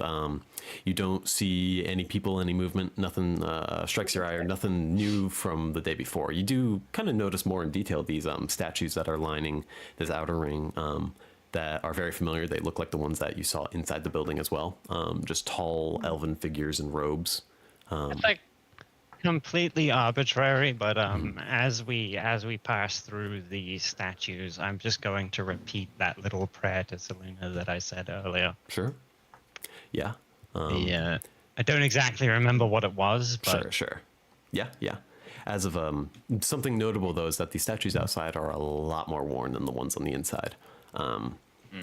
Just from weather and age. Like some of them have like arms are broken off and fall in the snow. Some of them like heads are missing, or almost entire torsos falling on the ground. Weathered with age. Yeah, you see. Oya is also much like Ardain, kind of readied, having battle axe in hand, is going to start kind of walking around over here. I got a. what do dirty you 20 make of on- it? Oh yeah. I spot anything out of the ordinary? What was it? Investigation or perception? Perception. Perception. You're pretty confident that things seem very similar to what they were yesterday. Besides the fresh snowfall that's come down, nothing seems particularly amiss to you. You do notice the details in all these statues. Yeah. Okay. What What's did on I your do? mind, Lady Oya? Well, I have, besides the time just yesterday, I've tracked down these circle of white druids to this place many times before. Also with sacrifices, though. This is maybe my first successful attempt at driving them off. But I assume we should be prepared for whatever may lay inside. I've never ventured in. Is this where we went in yesterday? Mm-hmm. We went in yesterday. Oh, Did not appear to be anything other than a few animals. okay. And That's the We were robot. unable to explore it thoroughly. There are doors that appear to be locked by a moon dial. interesting. But the fucking we do have an amulet that has some moon magic in it. Indeed, we do. How? Selenite artifact, I believe. Right. How does it unlock? Does it unlock the door? Or doors? Or It appears to. interesting. What was the moon on the mirror? The moon. here's full Selena. moon. The moon above the mirror was a full moon. Yeah. There was also a mirror. There was also that door we couldn't enter. Yeah. It was the Yeah, we it was the entered two alternate of the half moon. rooms. One of the doors that you opened was a half moon, and the this other one is just the other half of the moon. Am I able to see what the moon looks like tonight? Right now it's It's still a half overcast. It is fully overcast and snowing relatively hard, so you can't see the moon right now. Also But daytime, from isn't yesterday, that's true. That's totally true. Yeah, no. It is daytime earlier in the morning. There was that little peek through the snow clouds, which was it was kind of along the horizon. Yeah, no, it is still daytime, but of course, dark as per usual. And you know that yesterday it was a half moon, so you imagine probably something similar, but not quite.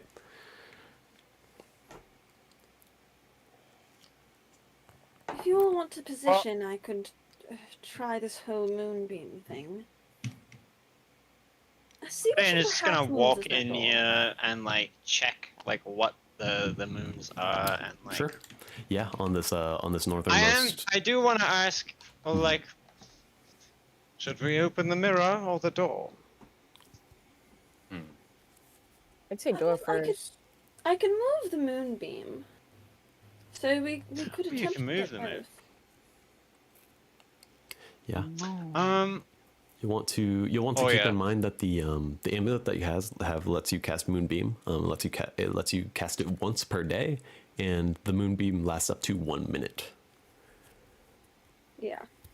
Wait, do any of us have a mirror on us at all? I do. You could probably maybe reflect some of the light from the moonbeam onto like another platform, maybe. Try for 2 at once. I think I'd Yeah. need another pair of hands to attempt that. I don't exactly want to stick my hand into a moonbeam. Those things are painful. Lady Oya, should we position ourselves more effectively? I have no idea what to expect on the inside. It doesn't. She has when she was approaching, she was looking around. It doesn't seem like they've returned since they were last scared off. But again, you have more experience inside than I do. I don't know what's in there. You'll all need He, to move he quickly. gives We only her- have a minute. He gives her a clap on the arm and says, "Surely nothing we cannot handle." I'll have. She kind of Thea gives a big help smile and Lady sort of Canterbury. reciprocates that. And she'll walk I'm gonna. Does she have? I don't know if she has dark vision. I assume she has dark vision because she's a werewolf or a werebear. That's a good question. Let me double check. Are you like asking her if she does? Well, I mean, if she doesn't, then I'll give her the light cantrip so that she There is can also see. the lantern burning on the cart right now that people can take if they That's want. true. That's true. Yeah, but like I have a cantrip specifically for light, and it's useless for anything else. So Yeah, but I mean, you guys might be splitting up. There's 2 different places to go and only a minute to get I stuff have done. dark vision. If you want to ask her if she can see in the dark, you can. Can you see in the dark? Well enough. Okay, well then I'm not gonna cast the light cantrip. Okay, sweet. Alright. Are you guys I don't heading have in? dark vision. Are we trying the mirror Yeah, trick? Is somebody I helping think- me with that? Oh yeah, I'll have Gelid help Lady Canterbury, and I'll just have Thea right behind the rest of the group. Perhaps Somebody get should the see what seamstress the to go mirror to is the mirror. capable of. I don't mind. Someone should come with me though. I don't know much I believe about. Kit and the seamstress should. Yeah, come with me. While you two go to that door. And which of the half moons is that door? So the northernmost door, the one that was open yesterday, is this one on the left side. Above the mirror is the full moon, and above this other doorway is the other half moon. This one on the right side. All right. Okay. Guess So I'll which pass it to which one do we myself. prioritize? The room or the mirror? I'd say the Well, room.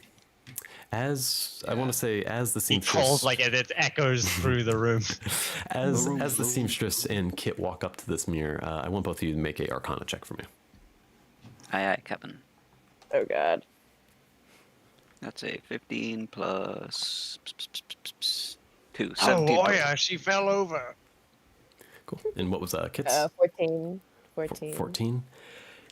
Kit, as you're looking at it, certainly it seems magical some sort, but you're not exactly sure what it is. But seamstress, you do kind of understand how this might work. You recognize it as a mirror of scrying. You understand that maybe if activated, you can use the. Let me go back to the thing. I believe that the spell is just called scrying. Yep. Where is my funny thing? Guys, you can see the best part. Yeah, it acts similarly to a crystal ball.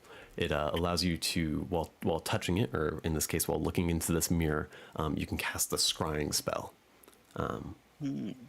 Yeah. So that's what you recognize when you see it. Appears to be a device to see others across long distances. Yeah. I think that's what we figured they were using it for. And I assume because that's... Oh, no, wait, that hasn't been activated yet. I'm gonna say we should probably tell her that it's fine to just open the room, unless we want to see something specifically within 1 minute. Is Oya, like, close enough? Maybe she might want to, like, find where the fucking moose is. That's true. Where Ravison is. I figured. I mean, if we are able to scry, maybe we can scry on Ravison, or I suppose even the moose too, to know their whereabouts, so we can track them down.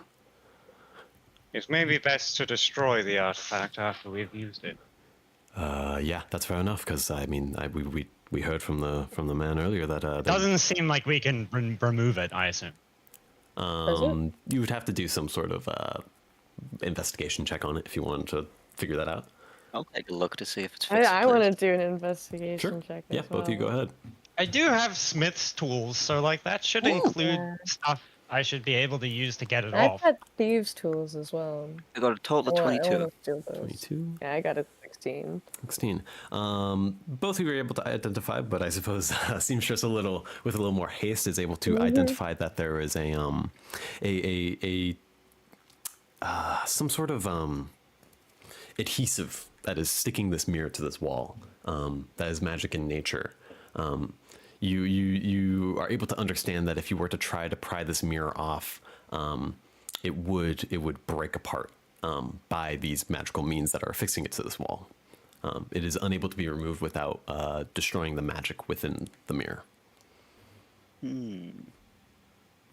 Okay. Yeah, might as well get rid of it. I do not imagine we shall be hanging around here long enough to use it. Safer that it is not in their hands. I've timed out from the server again.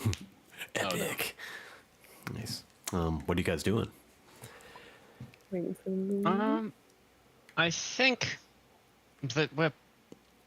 What I think we can do is like we can decide to use the scrying mirror once and do the mirror thing, like the trick for the moonlight. Mm-hmm. If we have it, like find out where Ravison is, or like where one of the other druids is, or where whatever Oya wants to use it for, unless any of us have a particular like need. Is it just a one-use thing? Do we know? You will have a. You can. Wait, let me double check. I assume it's while like that moon thing is active, but While touching it, you can cast the scrying spell for free. It has a. So it's per person. It's not a limited amount of uses. Let me double check. I don't believe there's anything that implies that it is a limited amount of uses. You can use cast a scrying spell. Yeah, it doesn't have a. It does not have a limit to the amount of uses you can use it for. For your specific circumstance, you have about 1 minute of the moonbeam should you hold it on that spot the entire time. Okay, gotcha. so yeah, I mean, whoever wants to use the scrying spell, I guess, can go use that very briefly, and then whoever and me will go into the other room and either take whatever's in there, or if there's something that we do not want to, fight, maybe just be like, hey, stop the spell real quick. I will regroup. Seal the accursed beast back in its tomb. There is a hole there, so I mean, I can hear you guys. Mm-hmm. Yeah, if you guys are speaking with some volume, you can hear each other. Also, like Thea with kind of connection to Gelid could probably just relay that back to him in Draconic. That's true. True. So yeah, I'm gonna run into this room and get whatever's in the room. Yeah, I'll help you with them. I have no need to scry. All right. You guys will be on a timer. Cool. Yeah. So what are you doing, Lady Canterbury? I'm waiting for somebody to give me a signal to go ahead. I'm all ready. All good. All right, I'm casting it on the door one first, and are we bothering with the other one at all? Oh yeah? Does Oya wanna use it? I Find where certainly Ravison think is? it would be incredibly useful to. I mean, if we're trying to track down Ravison, or at least I am, and trying to disrupt the circle of life, we'll need to understand where she is or where she's going. Oh Yeah, you so should I think she should you go set over up to in the front of mirror. Okay. Oh yeah, we'll go over there. Her large form kind of like almost crouched down a little bit in this hallway. That's not quite tall enough for her. I'll cast it on the door one. Gellid will try to use my hand mirror to cast it on the scrying one, but if that doesn't work, I'll close it after about 30 seconds to give Oya some time to sort of peek. Does that sound right? You can move the moonbeam, right? With an action? I can, yeah. That's what I'm saying is I'm going to put it on this one for 30 seconds. Gellid is going to try to use my hand mirror to, like, reflect it onto this one and see if that works. Okay. To, like, activate both at once. And if it doesn't, then after 30 seconds, I'm going to move the moonbeam from here to here. Right. Okay. And just activate the scry. So if after 30 seconds you're still in the room, you need to yell very loudly or I may trap you in there. Yes, I shall ma'am. indeed. All right. And Canterbury's gonna hand Gellid like a beautiful, ornate steel mirror that looks like it's like a bouquet with like all these flowers painted on the back and like a heart-shaped mirror, and it's just the most gaudy fucking thing. It's taking every ounce of Gellid's self-restraint to not give in to his surface thoughts to just kind of. All right, thank you, dear. Here we go. And I'm going to hold up the necklace, raise my hand to the sky, and cast a moonbeam down at the location. Perfect. And I'm preparing to reflect Right. it, I guess. As this piercing through the clouds is a silvery light that shines down upon this area. Those of you on the inside, you see the door in front of you with a large kind of almost click sound. You hear stone grind against stone as the large stone door rises above you. What are you guys doing? Get in. I am looking. I I'm am looking peering with my in eyes. very intently. My sword is out. I am Alright. ready. As the door lifts, what you see inside is compared to around you is a very clean room. There isn't like the refuse and stuff around. In the center of the room is a large sarcophagus with a large heavy stone top, or lid, I should say. What are you guys doing? Should we open it? Are there any like I'm opening it. signifying markings or writing on it? I'm opening it. Open the tombs of the, whatever the fuck they said. I'm opening it. Open it. Yeah, get out. As the seamstress is peering behind, trying to look at what's on it, you see Ardain just push it forward. I need you to make a strength check for me. I'll help. That's a Help fucking action. nat Oh, 20. never mind. Natural 20s. Easily enough, you buckle your legs and get your fingers under the lip of it and just heave upwards as the top of this 350-pound stone top of a ceiling, the sarcophagus gets pushed over on the side below it, and as it slams into the ground, the room shakes a little bit. On the inside, you see a very, very old elven form. It has very simple clothing on top of it that even with the slightest disturbance of the air causes it to crumble slightly. On the inside, you see a unstrung bow laying beside its body. You see 6 silvered arrowheads laying across its stomach. And you see a small wooden cup placed upon its forehead with a winged fish etched into the side of it. 15 seconds have passed. Well, How's the reflection going? Does the reflection Yeah. work? So going outside, Gellid, as you stick your hand with the mirror into the moonbeam, I'm going to need you to make a Constitution saving throw. yes. My DC is 14. yes. Got it. Let's do I'm- this. I'm gonna take the bow and the arrowheads, and I'm going to be kind of leery of the cup because Okay. I don't know if that's like a spell or something. And then What's your he's gonna DC? look at 14. Kit like you're welcome. He's gonna Oof. give Kit like a "you're welcome to if you want to" look, and then he's gonna dash out there. Okay. If I there would was have already nothing been else. looking while he was Just doing one that. second. What happened with Gellid? What'd you roll? That's an 11. 11. All right. 11? Okay, you take... Sure, yeah, now I roll 15 Yeah. damage. Oh boy. Here's that's 15 points of radiant damage. Yeah, your hand singes under the light. Do you try to keep Sorry, holding the dear. mirror there? I'm gonna keep trying to hold the mirror. All right, yeah, you tense up and continue holding the mirror there. The moonlight does bounce off this mirror, and as you angle it, it hits towards the full moon, and whereas Let's go. the glyphs around this half moon are kind of fully lit up and glowing, the ones around here slowly start to glow, but it doesn't seem quite as strong as the ones next to you. Inside, in front of Oya, the mirror springs to life. Let's go. And she peers into the mirror, and she concentrates, and an image comes out before her. None of you see this, but she hollers out to everybody. It seems to be working. As this is happening, Ardain, as you said, Look quickly! you grab whatever items you need and bolt out of the room. What is Kit doing?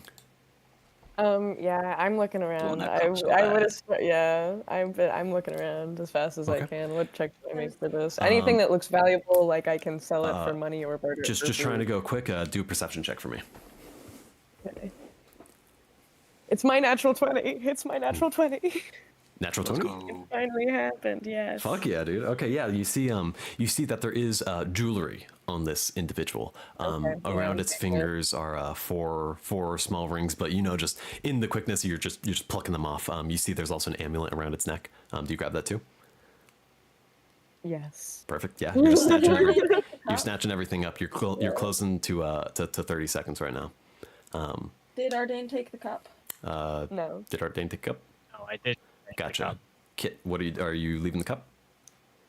It's just wood. Yeah, it's a Right. small wooden cup, and it looks like it has like a winged fish engraved in the side.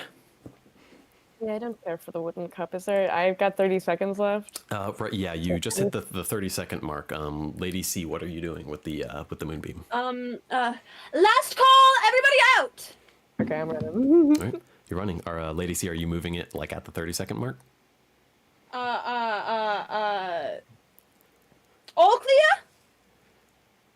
Kit, are you out of the room? This is basically Yes, I'm me sorry, I'm not on asking the if list. Move your character. if ladies. sorry, This, I'm no, sorry, chill, I'm okay, writing it's things okay. down. This is basically just asking me if she is moving at the 30-second mark. I'm gonna have Kit make a dexterity check for me to get out of the room before the door closes. Okay, yeah, no, she's moving at the 30-second mark. Perfect. Yes, I'll do that. Yeah, make a dexterity Roll check. Mr. Dexterity. A 2. Ooh. Oh my god. Can I have Thea like I'm by the door. try Can I and drag grab him and Kit pull him out? through? I was gonna say using Seamstress's reaction, you can give the help action, just quickly to Yes, try to please. pull Kit through the door. Okay. Okay. Okay. I gotta 11. 11, just barely. As you try to kind of like skitter over and slide through the door, you get kind of caught on the rough stones on the ground. But quickly, Seamstress grabs your Grab by legs the and scruff of the swipes you through, and just the edge of the stone pillar barely clips at the tip of your ears as you come through. But you come out unscathed. Oh, thank you. And he's just he's panting. Yeah. Robbing graves is known to incur a dire karmic debt. Oh, okay. That's good to know. At this time, Thanks. the moonbeam is moved towards I'll the full have you moon. know. I'll have you know the inscription outside said, "Open the tombs of the half moon," and I merely opened the tomb of the half moon. Ardain is like looking at the bow that he took. Yeah, as you look down onto it, it's quite simple. It's unstrung. There's no string on the bow. It is just the wooden curved bow. It's made of certainly very old. It's not hard to tell, but it's kind of like a light kind of beige wood. But unless you want to take like a long time to properly look at this, is about as much as you glean. No, he's kind of. Yeah. He's gonna like kind of like present it to the room and go. Bows are not quite my forte, but What are you he guys is well doing made. during this remaining 30 seconds of the moonbeam? Gellet is putting his hand into the snow. Yeah, yeah, just trying to rub off that hot, searing, radiant light. I've done so much damage to you and Thea today. LOL. Fucking me up. The snow is slightly soothing. What about you inside? What are you guys doing? Yeah, you guys go see what Oya's looking at. Yeah, I'm not a bow guy either, and he'll like scamper. Oh yeah, no, I guess we'll walk over to You know Oya. who is the bow guy? Ranger. Seamstress, are you doing anything? I'm looking at that bow. Would I know just from looking at it if it's a simple or a light weapon? That's a good question. Let me double check real quick. It Well, would rogues be should have a enough proficiency to it use would be bows, a yeah. longbow. So I don't It's martial. believe so. Okay. Yeah, I think that's the only ranged weapon that rogues can't use. Ooh. Oh, damn. Fuck. Maybe I should take it. You know what? I have This isn't strange as like retconny as I would imagine it to be. It's okay if it's a short bow because I'm thinking in my head of what this thing would be used for. I think it's a short bow. Oh, okay. Cool. Yes. Okay. But as you guys round the corner, there's maybe 10 seconds left of this moonbeam. As you kind of are peering, trying to peer past Oya's large form. She is taking up most of this hallway, so it's a little hard to see. But in the mirror over her shoulder, you see the form of Ravison in what seems to be a alleyway. Next to her is the white moose, dripping in blood. And below them is some sort of figure on the ground, but you can't quite make it out. And you see Ravison kind of rapidly looking her head around as she taps on the side of the moose, and they begin to quickly leave the alleyway. And as their figures begin to move, the mirror kind of sways and warbles until it just remains back to its normal silvery sheen as the lights around it dim as the magic wears off. Wow. Did you get anything useful? Let me make a check real quick. That 20 is just that easy, baby. Dude. Yes, she. They seem to be passing through Bryn Shander right now, heading east. I think they somehow knew we were looking at them. I'm not entirely sure how, but I saw them in an alleyway. I recognized it to be somewhere in Bryn Shander, but it seems like they're certainly on the move, heading eastward. You know Bryn Shander quite well. Do you Seems think like we I could have catch up no with idea. them? I don't know if at our current pace with the cart in tow, we're probably going to be about as fast as them. I guess I don't know. It's hard to tell. They are on foot. Perhaps we could stop in Bryn Shander briefly and get our friends. Sure. No problem. I Seem think I might be able to find that alleyway where they were. So if we can, maybe we can track them from there. Sounds like a good idea. And with that, Ardane takes his sword and he smashes the mirror. Yeah, go ahead and make a strength check for me real quick. Strength check. That is plus. What is my fucking plus 4, 16. All right, let me check something real quick.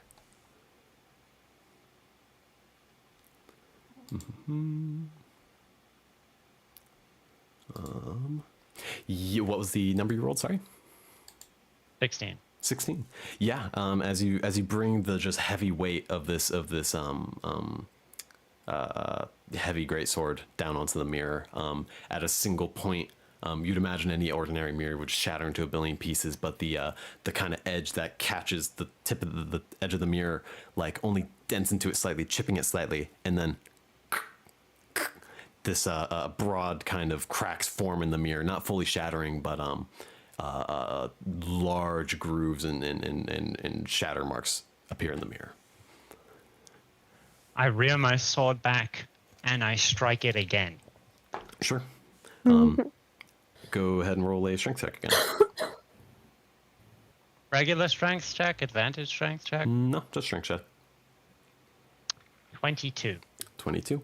Yeah, you bring it down in attempt to hit that same spot. And as you do, larger cracks appear in the mirror. And large shards of the mirror slowly break off the wall and clatter to the ground in front of you. Do I have any reason to think that the magic in this mirror would still persist after those blows? You can make an Arcana check if you'd like. Sure. Ba, ba. That is another nat 20. Lovely. Jesus Christ. Yeah, you're from your understanding Gotten of the like arcane. 3 nat 20s in a row. From your understanding of the arcane, magic items like this are a lot more resistant to physical damage, wear and tear. They generally don't age over long periods of time. So while an ordinary mirror would have shattered instantly with something as big as a greatsword slamming into it, it took a good amount of strength to break the form of this mirror. From your understanding, the magic from it should be gone. Ardain sort of gives it one more like narrow-eyed look and then like nods to himself. Nobody should be able to use this again. Least of all Fine those work, my lord. cultists. Shall we move on to Bryn Shander? East. Is it Eastgate? That is maybe on the way? So none of you guys have a map, but from your understanding, right now you're kind of between Lonelywood and Tourmaline.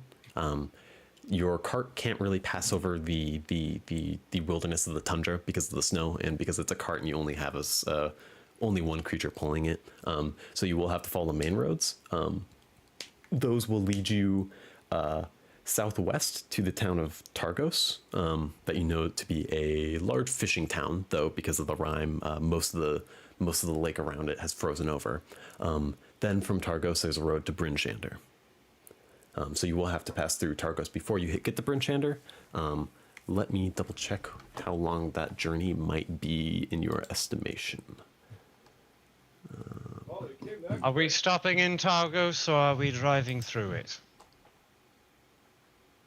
I don't see a need to.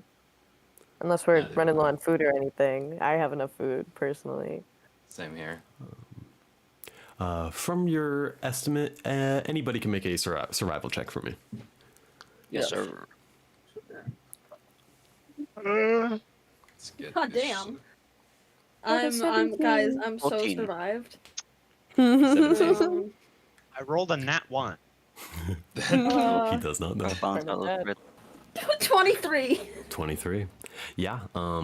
Lady Canterbury, surprisingly, just from your understanding of nature and just kind of in a spark of genius, you understand that a normal trip from where you are to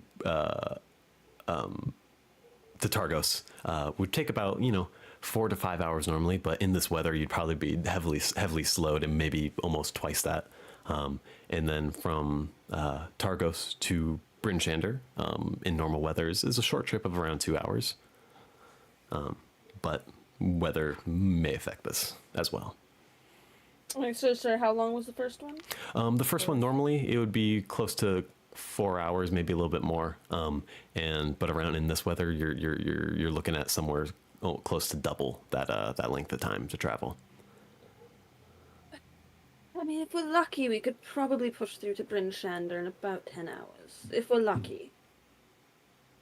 What is the time now? We left at about 10. It's maybe been... Your best estimation right now is it's around noon, pushing to 1 o'clock around that time. So it'd be later in the day. Perhaps we stop at that first town first, then, for the night. Go to Bryn Shander with fresh eyes in the morning. With less snow as well. Yes, quite. Or more snow from overnight. Okay, If well. that's the case, then we sell this cart and bird and get something more suited to the weather. This bird, what is Ardain this? sort of looks out at Gellid and Oya. And the seamstress. Oh. I Seems mean, just it doesn't seem something- bothered. seems I like do need something for this. He kind of lifts up his hand. You see like You see like the glove kind of partially burn through a bit of like exposed muscle. Yes, please, sorry. You see Oya, and it wasn't as apparent earlier, but you can tell that she is quite tired at the moment.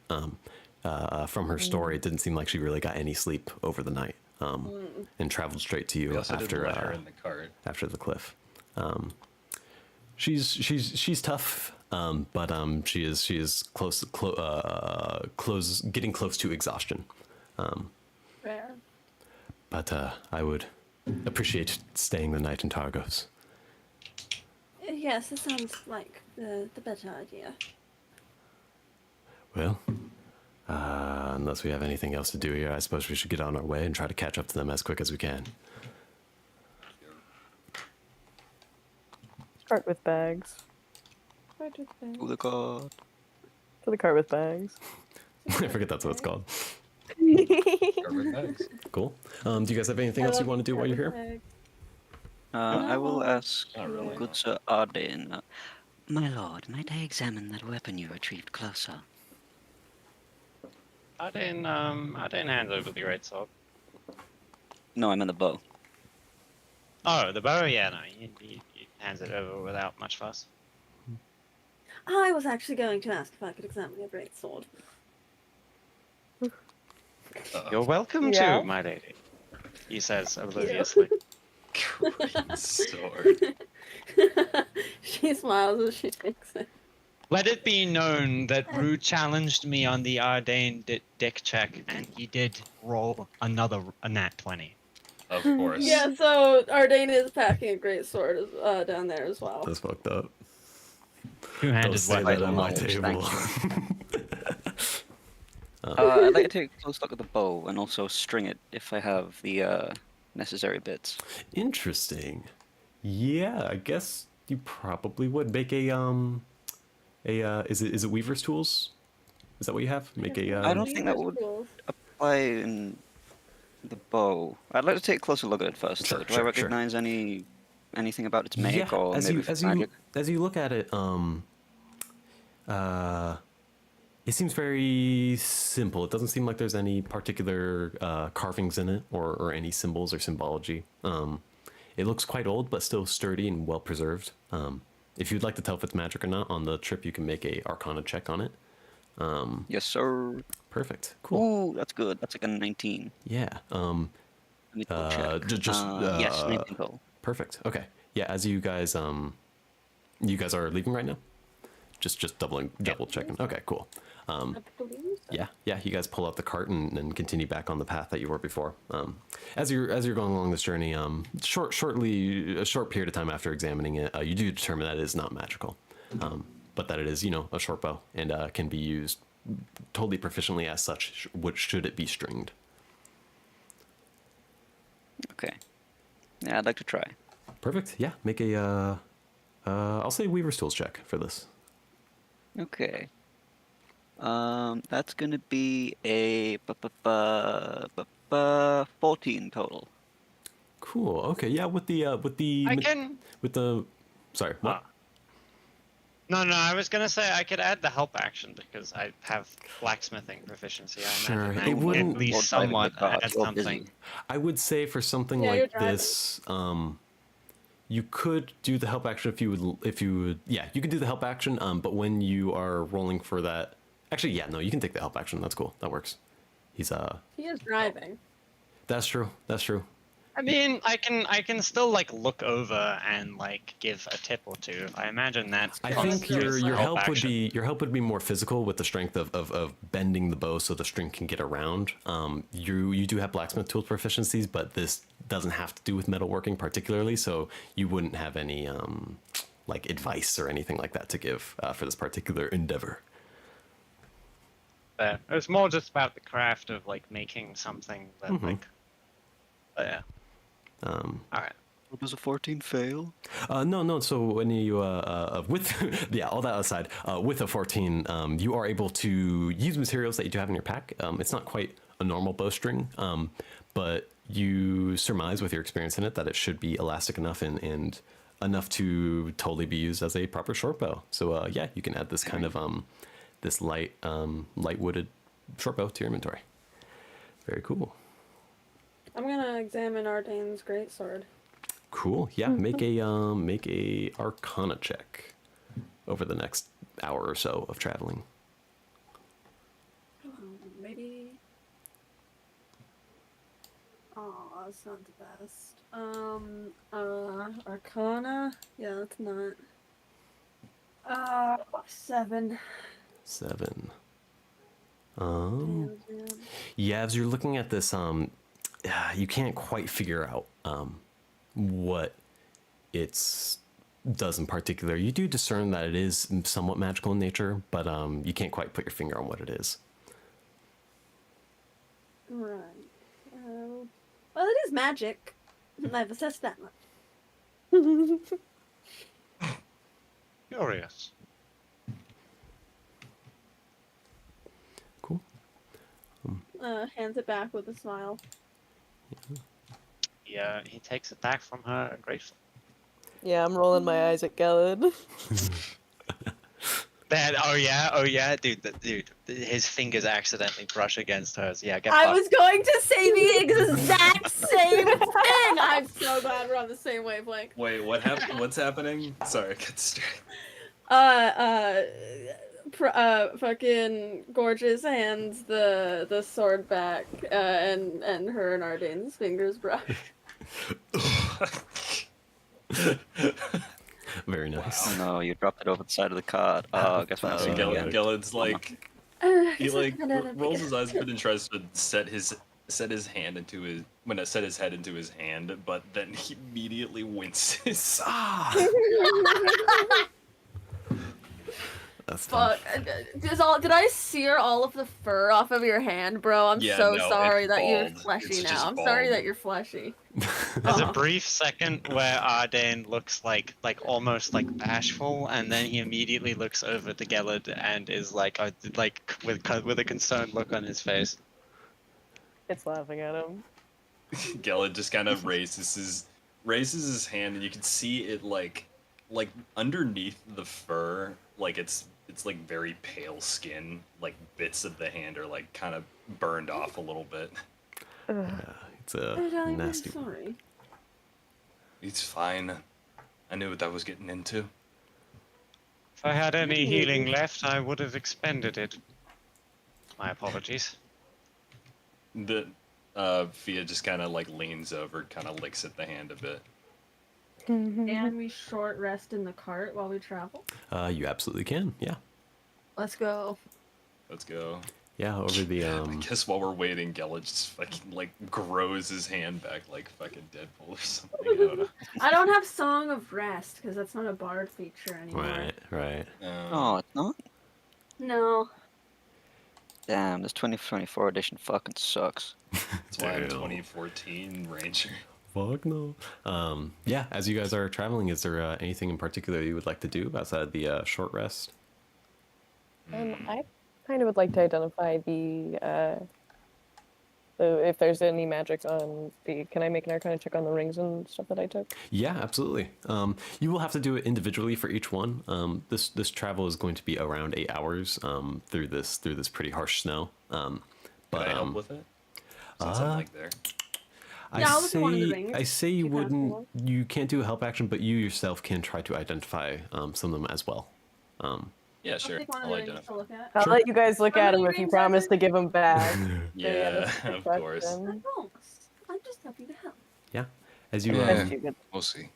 as you guys are looking through the it was 4 rings that you were able to pluck off the fingers of this corpse in there. As you're looking at them, you quickly kind of notice that most of them they're not particularly magical. They do seem pretty valuable. 2 of them being made Yeah, of I'm silver, 2 of them being made of gold. And the amulet is something that strikes you. When you look at it, you find that it is a what's the word for it? A locket. Like it kind of opens up a little bit. And as you kind of open this amulet, it's silver and circular. It fits into the palm of your hand. And as it opens up on the inside, the snow in the air disturbs whatever paper used to be inside of it, and it kind of crumbles immediately, and sort of blows away. But what you find is it's also non magical, but it is silver and pretty hefty too. Could probably fetch a pretty penny should you sell it. Okay, great. All these things are going in my bag. Cool. Gilith, like, at first he considers like kind of trying to flick it into the bag, but he doesn't want to lose it because he Just promised goes off he'd the give cart it into back, the so he snow. just kind of drops it in. Yeah. No, he would eye you suspiciously as you considered. It's just like the short moment where it's like about to flick it into the bag, but he's like, just puts it in. Not gonna chance it. Interesting. Cool. We did a short rest, right? Yeah, this would count as a short rest. Okay, short rest. Which that restores like hit die, right? Yeah. So Yeah, you can your Spend die. your hit die, I believe you would have 3. You're level 3, so it'd be 3 of whatever your hit die is. I think Ranger is a D8, right? Or is it D10? Yeah, it's a D10 actually. D10. Yeah, so you have 3 D10 that you can use over the course of this day to restore your health. You can like roll 2 of them and restore that much health, or however many of them, 1, 3, however many you would like, and you have those for the day. You also add your Constitution modifier per dice rolled. So True, if you roll true. 2, you add your Constitution modifier twice. Yeah. Oh man. I unintentionally rolled all 3. I'll just take the first one and then add my con modifier if that's okay. Yeah. Perfect. So that is 8 plus 2, which is 10, plus my con modifier, which is 12. Cool. Yeah, as you guys travel over the course of these 8 hours, it is relatively uneventful, but the storm continues to be strong. Heavy snowdrift in front of you. The path, which is mostly beaten down from relatively frequent use, begins to become obscured in the snow. I'm gonna have Ardane, who's the one driving, to make a survival check for me. Oh, I am also sitting in the front, yeah? You can give him the help action if you'd like. So Yeah, I'll give you the Ardane help can have action. advantage on the survival check. Let's go. Advantage? Yes, because you're Yeah. being Let's have helped. your bardic if you need it. That's Or right. no, never mind. You don't that anymore. You don't anymore. It's is- been well over an hour. What is my survival? +1. That is an 18. That's an 18. Nice. Yeah. Through the snow with the help of Gelid, who maybe has a little more experience with being caught Tokyo out drift. in the weather. Tokyo drift the cart. Yeah. Continuing forward, keeping calm, the axe beak ahead of you. You stay on the path for about the first half of the trip. The snow continues beating down hard, just relentless. I'm gonna have you make a second survival check for me. This also with advantage with the help action from Gelid. See if you can make the Do I second half of the add trip. my like land vehicle proficiency to it? I would say land vehicle proficiency is more for steering over the difficult terrain. These survival checks are more to identify where the path is forward. Well, it Well, could I you identify roll the bardic? path and like he's the one 15. driving? It's 15. And then what'd you say, Gelid? What?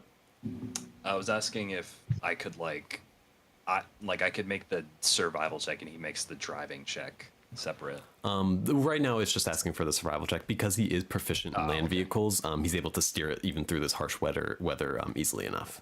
Okay, I'm just making sure. Sure. And then you said you got a 15, Ardane? yes. Yeah. And did you say something, Rue? I'm sorry. With my, Oh, I with my did try to +1. say before he rolled that I throw Ardane a bardic.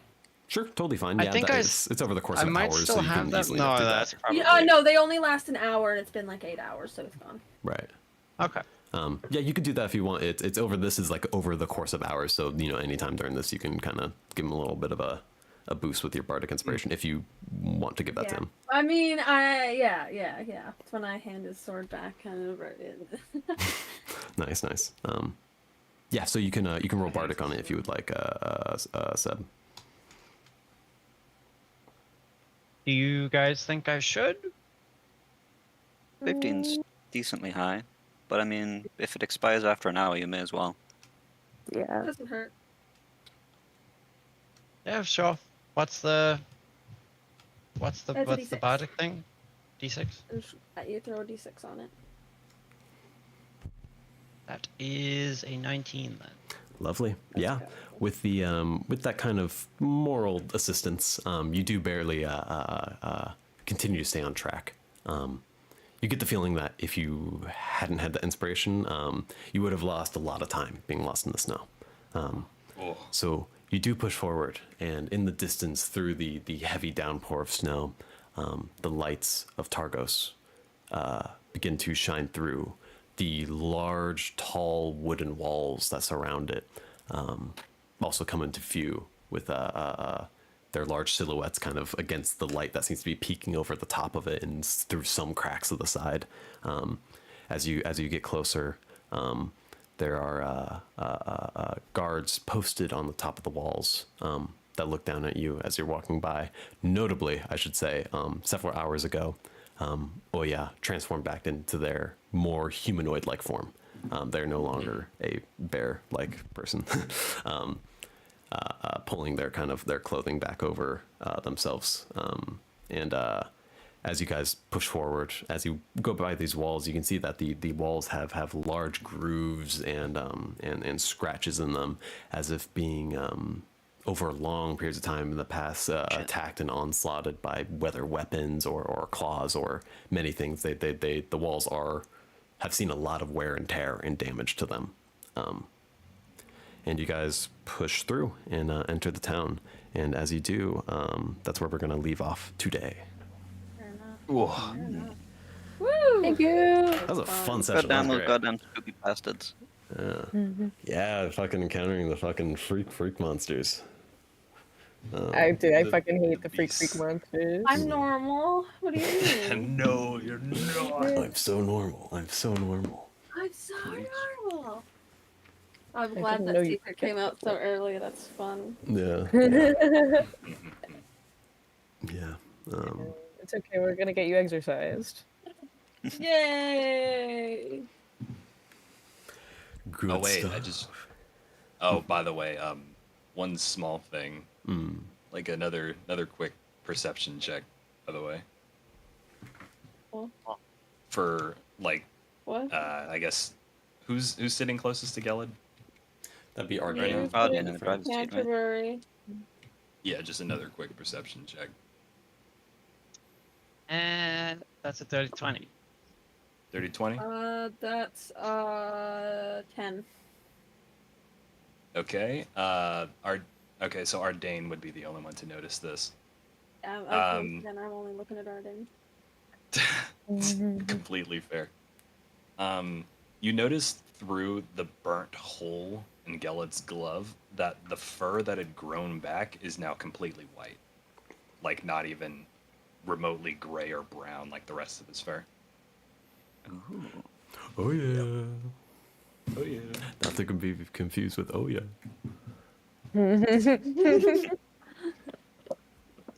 Very interesting. Very, very interesting. Well, thank you all for playing today. This was very fun. Very, very good I stuff. can't believe I didn't stab anybody. Yeah, it's I such think a that's shame. dumb. It's such a shame as that monster moment. Grouse. Might counter. Yeah. Look, I know how you can get some violence out. I know how you can rectify this. Way ahead of you, buddy. Okay. Good on well, you. Yeah. goodbye, stream. Goodbye. Bye, stream. Bye. Bye, You stream.